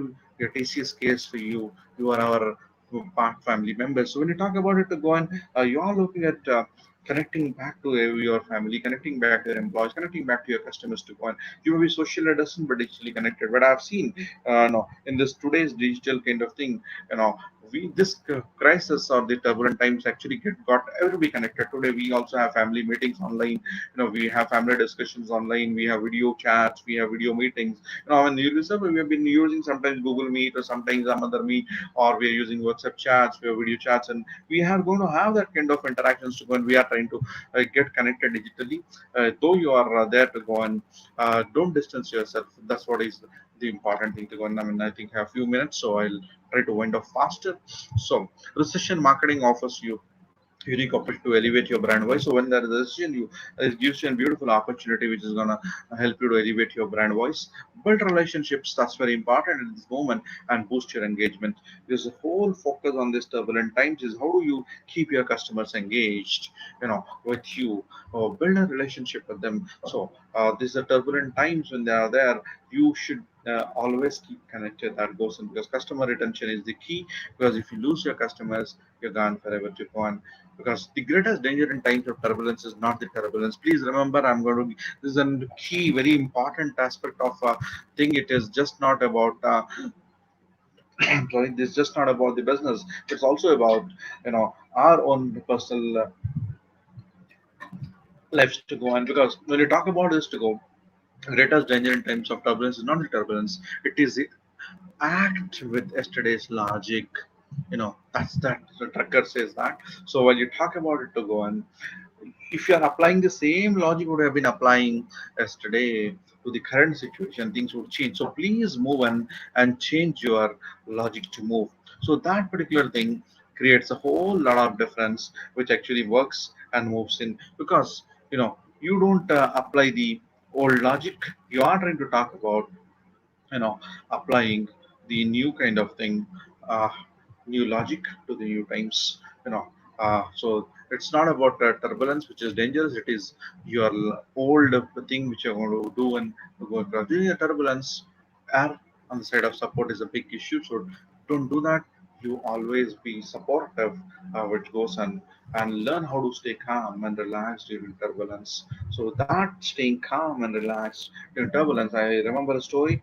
A small girl, 5 years old girl, was traveling in a flight, and there was huge turbulence, and she was enjoying, and the whole flight passengers are panicky, and this only girl is very calm, having listening to light music, having something to go on and to go across. And the person who was sitting beside her was watching her in amaze. How can she stay so calm when the turbulence is after the turbulence over? He asked her, why is that? You are so calm. How do you manage yourself to become in such a big turbulence? She said beautifully, the pilot of this flight is my father. Pilot of my flight is my father. I know he's going to take me home safely. So that confidence goes in. So you have to have a confidence on effective leadership, and leaders have to be like that, where you can have a confidence, because many a times you have leaders who actually put you into turbulence rather than taking you out of your turbulence. But when you talk about this to go on, that turbulence goes in and moves across, staying calm, having a faith on the system, faith on the leadership, and goes on. The secret of crisis management is not good or bad. good versus bad. So that's very important. And it's not about how being good or how being bad. It is preventing the bad to getting worse. So while this turbulence is there, while this turbulence is there, you know, you remember that, you know, while this turbulence is there, the secret is all about how do I prevent the situation going bad to worse. That's more important. It's bad, it's okay. It takes time to convert it back to good, but see that bad doesn't become worse. So that when it becomes worse, it's out of your hands to go in. So how businesses must the COVID challenge is all about, you know, uh, to go and while this particular thing is there. So uh, you know, rapidly adapt to support immediate needs of 19 response and enable the more resilient future. The more important is going tactical. That's the navigation which actually makes, and how do you tactically navigate the situation and go across. Now, while the crisis affects everyone from small local businesses to those reliant on global production sourcing. This crisis actually has affected everybody. The profits, loss, or risk, everything there to go on. The most important thing is just to survive and go and innovate. So remember, innovation is not about market timing. We're trying to talk about it. It's about creating something that fulfills an unmet need. So the look at an unmet need today. What is that unmet need today of a customer? How do you create customer comfort? How do I create customer confidence? How do I create customer faith? How do I create the customer trust? How do I create a customer empathy? So all that comes into your thing. Innovation is all about that. Identify that and fulfill that need, which actually goes in and moves across. The whole goal in a turbulent times, it's a maze. Well, you have a goal is all about staying positive. That's pretty important because once you are staying positive, your whole goal for turbulence is achieved and going on. The crisis marketing is all about when bad thing happen to good companies. That's what happens most of the times when this kind of thing goes, and you don't. The crisis doesn't look at you are good or bad. It affects everybody. So while that thing happens, you become agile. You learn agility from the software kind of thing. Where how do they do with agile programming? How do they do that kind of everything to go on? So the agile has been taken into the marketing to go on agile marketing, which actually goes and you try to talk about marketing to crisis, understand that kind of thing to go and be empathetic. The most focus is the empathy. Focus is on brand, focus is on crisis, focus is on insight, focus is on collaborative thinking. The whole thing goes in across where you talk about empathy and move and so be empathetic. That will be the key to success in navigating any crisis to go. And it just not be marketing, to be finance, it to be any department of your organization. It's a strategy which actually to go and be empathetic. The most important thing.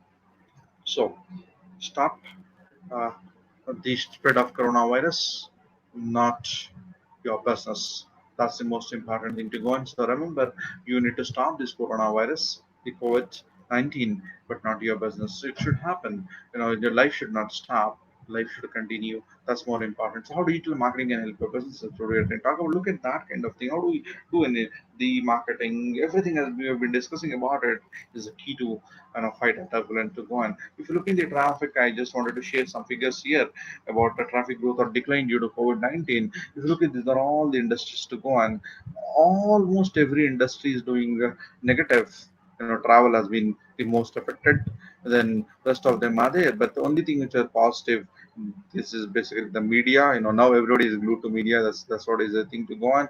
The pharma, the thing to go on, the healthcare, the food, and the energy, finance, and energy to go. And so when you look into that kind of thing, there are only 4 or 5 things which is and plus trend, and rest of them are negative. Because that's what happens when the turbulence happens. People realize what is important to go and look at agile marketing. Look at a constant change. How do I do that change in my product, in my approach, in my design, in my delivery to go on? Or look at a customer focus. Look at and continue iteration of what you're doing, and look at a constant collaboration with your customers to go on and go across. Lesson, program, update, and measure this your agile marketing cycle, which would then make it to go on. So how does this end? That goes in. A nation is in lockdown. People are in peril. Are we really together to go on? So somebody says, "You follow me now, so that I can lead you out of this crisis to go on." Sure, it's scary, but at least somebody is leading. That's what is the confidence which actually goes in it. The thing which actually goes on and go across. Words are, of course, the most powerful drug used by mankind. Kipling said beautifully about it because these words make a huge difference in our thought process and behaviors to go on. because we just don't need to survive. We need to thrive, move ahead to go. And if not today, tomorrow, this has to happen and would happen. So this is my take on how do you do a shift in the mindset to navigate the turbulent markets. A shift has to be where you look at customers as with empathy. Look at the be empathetic toward customers. Give flexibility to your employees because that's very important, because automatically empathy with the internal customers also would include in your customer empathy. Flexibility actually makes a huge difference for employees. Your product should become adaptable, so that's what you have to do. And however, this will help you to navigate the turbulent markets. Services, you go the extra mile. You're not looking at what I'm going to do it today. You get that extra mile. So this extra mile you should traverse today would go a long way in your success post turbulence to go on. Resources, share with your stakeholders. It's not being selfish today. It is about being together rather than to go on. So sharing is caring. That's very important. Share whatever you have with everybody. Have a responsibility to it. This could be for your other businesses to go and support a small business, support a human being. Be individually responsible to society. ISR, I always say individual social responsibility rather than CSR to go on. The goal here has to shift to survival. That's very important. You survive, and automatically in future you can thrive to go on. The purpose should take over your profit. That should be the change in mindset which should happen and move on and go across. So, well, you talk about the final concluding parts for me navigating in the turbulent market for business excellence. So the 7 C's which I have thought would help us to get into our business excellence in turbulent markets.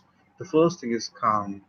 Being calm and composed is most important, because once you're calm you can actually do wonders. Because when you're agitated, when you are in a really adverse condition, it becomes difficult. So be calm. That's the first thing. Connect with your customers, connect with your employees, and connect with the society. The second C to go on.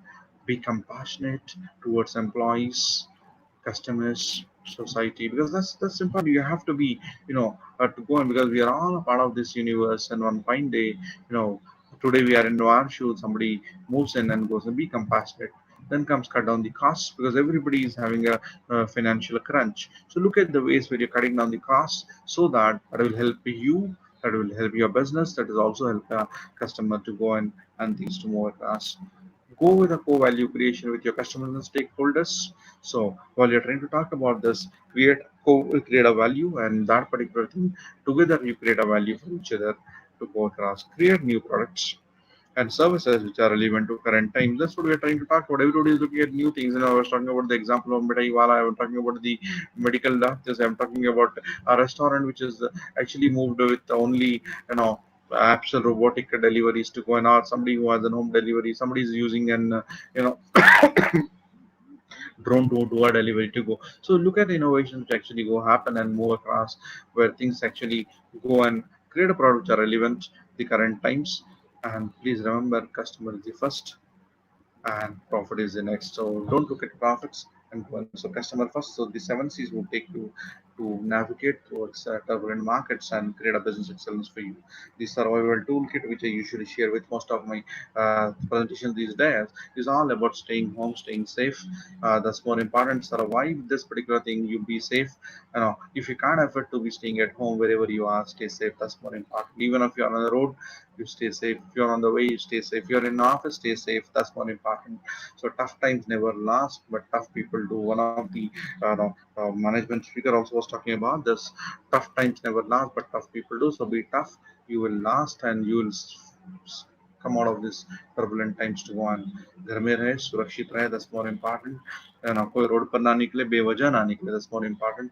If crisis is there, maintain the social distance, take care of your hygiene, and to go on, that will make a huge difference to go on. Because at the end of the day, what is important for all of us through this turbulence is not about how are you going to do, and it's about how do you come out of the situation as a healthy company, healthy country, and a healthy individual. It's not about making profits, it's about surviving with health to go, and how do you come out to go. So become self-dependent. So most of your organizations should look at being Atmanirbhar. That's the journey towards it. Now you got a turbulent time where you focus. That's what you do. And when nothing works, you work on yourself. So improve yourself, or do on to things to go and change your bit of thoughts and do it and move across. Become Atmanirbhar, but don't become Atmanirbhar in the wrong way. So that's what it goes in no chapter. Be Atmanirbhar. That's what I'm trying to share most of the times. Now, building the future, that's important because turbulence will not be there forever. But there could be a lot more turbulences in lives coming times. But this turbulence, learn from this turbulence, prepare for next turbulence to go on and move across. End of the day, have hope and strength. That's more important. I hope that things will get better and strength to hold on. That's what it goes. And until you hold on with your strength, your turbulence will be off one day and the seas become calm. And you're going to really do and hope. There will be days when you fall in love with being alive and your survival would go on. So, Jai Hind, Vande Mataram. Thank you, and all. I think we should also support for our country and do and remember Satyameva Jayate always, always, and always truth always wins. And moving across questions, you're welcome. Please feel free to ask any questions. I think we'll have questions online to go on. Any questions? Please feel free. I think there were some questions in chat window I could see particular thing to go on because the basic needs live streaming is on. Yeah, the basic needs would take care of it. Then finally you move on to how well you can talk about integrating health into your products to go in. So every company should think about getting into some form of the health into the products to go, and that would be the thing which actually goes on. So I think that's one. There was one more question. What strategy should MSMEs adapt to come out of this turbulent market? MSMEs usually are always into some turbulence because of the front, the size. One second thing is also the resource crunch. When you talk about this particular thing, go on, you actually would be able to survive these turbulent times only when you are focusing on you have an advantage of being local, you have an advantage of being able to do at a low cost, and you are going to have the ingenuity into your kind of products to go. And possibly if you can harness on your strengths, I think that would be able to help you to come out of these turbulent times to go. And which goes, and there's another question by Madhu Smith: what measures we should take during turbulent times as it hits the market? So trade market. So when you talk about trade markets, it becomes very, very difficult. If you see, the trade markets have always been turbulent. You always see the peaks, you always see the fall. There's a bullish trend, there's a bearish trend. You don't know everything to go on. While this trade market is the thing to go, you actually have to hold on. That's more important. When you talk about it, if you are able to have, as investor, you are an investor into stock markets, hold on and understand what is the time to buy or sell. So when you are trying to do one, now if you are able to be very, very adaptable to understand the market, I think that should go across to go on. Now, when you talk about another question, So what is the that's a nice question. Actually, rather, I would say it's a quote. Dr. Suryanarayan Rao asked that is the scenario changed to survive from survival for the fittest to the survival for the quickest? So is that responsiveness is more important than the fitness? That's what. Yeah. So when you talk about survival of the fittest or survival of the quickest, is important. That's what we are trying to talk about. Agile marketing, we were talking about how quick you respond to a change. So that's very important, because when you are responding to a change in a quick fashion to go in, you actually make the best out of it to go in. You get a pioneer advantage and you go in. So it's just not about the survival of the fittest.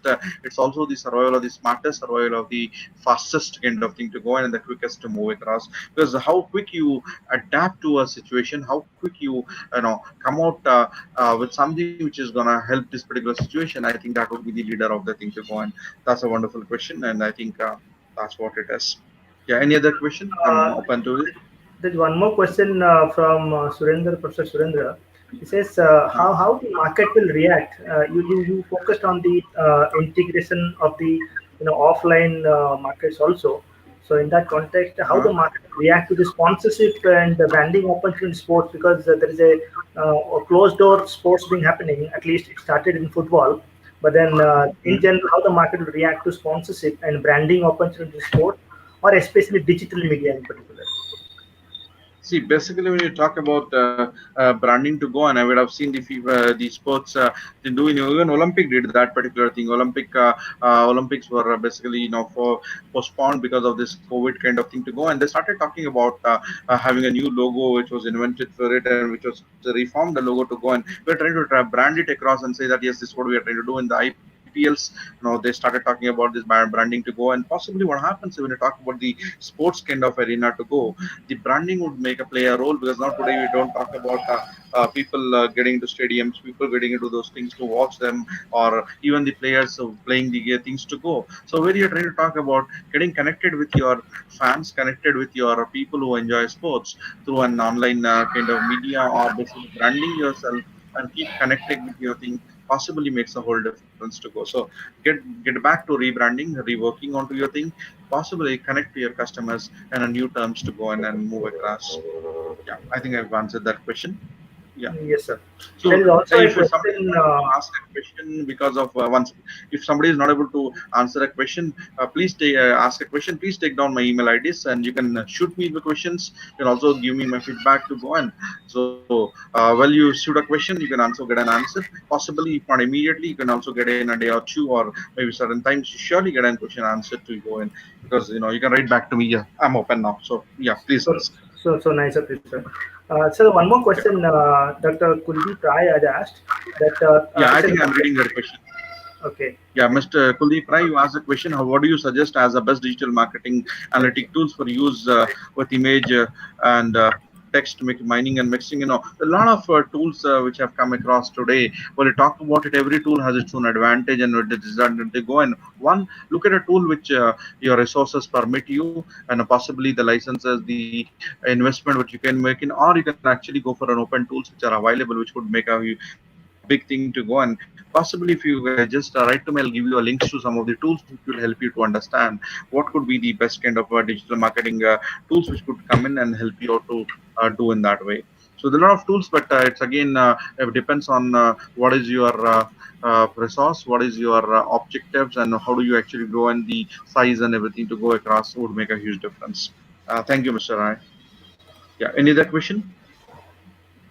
I think it's pretty much this. I think I don't see any more questions in the chat box. So Yeah, I'll try to conclude.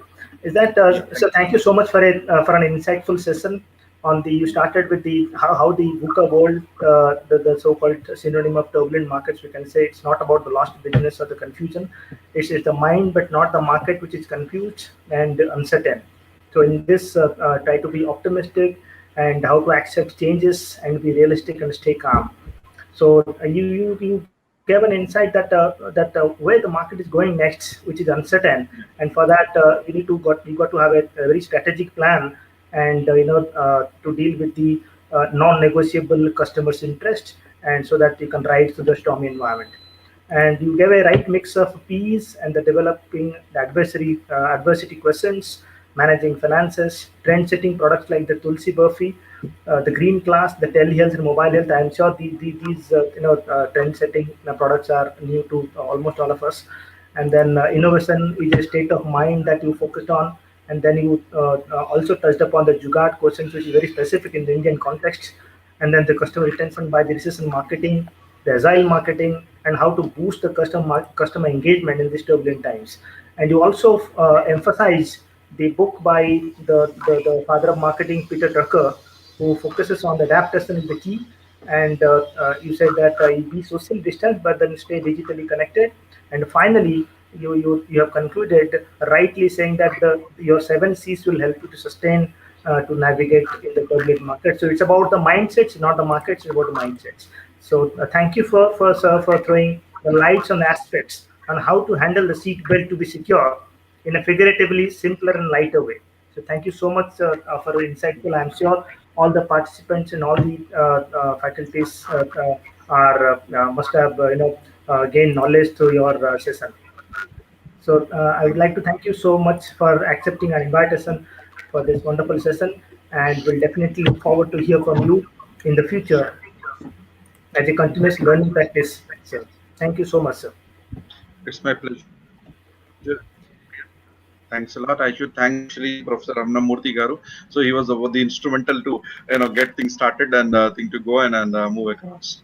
Thank you very much, and it was pleasant being here. And I really wish that we all come out of this turbulence and let us all be surviving happily, safely, healthily, and finally prosper across. God bless you all. All the best. Thank you. Jai Hind, Jai Bharat. Sure, sir. Thank you so much, sir. So Thank this concludes today's session. We had two sessions today, so we are thankful enough to our participants for being patient, as we had some initial hiccups when we started the inaugural session, and then for your valuable questions also to ignite the others' minds, and the kind of answers we got from the speakers to your valuable questions have given us much deeper insights into the concepts. So thank you a lot, participants, and we will definitely look forward to have another wonderful day tomorrow. So we'll have two more sessions coming up tomorrow. 10 o'clock, we'll start with the Sustainability Supply Chain Management by Professor Rajsekhar from Hyderabad Central University. And there will be a second session at 11 o'clock titled as Financial Strategies, the Liquidity and Investment Management by Professor Sindhu from JNTU School of Management Studies. So thank you again for your patient and engagement and involvement in our FDP. Hope today it must have given you or gained you insights and knowledge. Thank you so much once more. you. Thank you.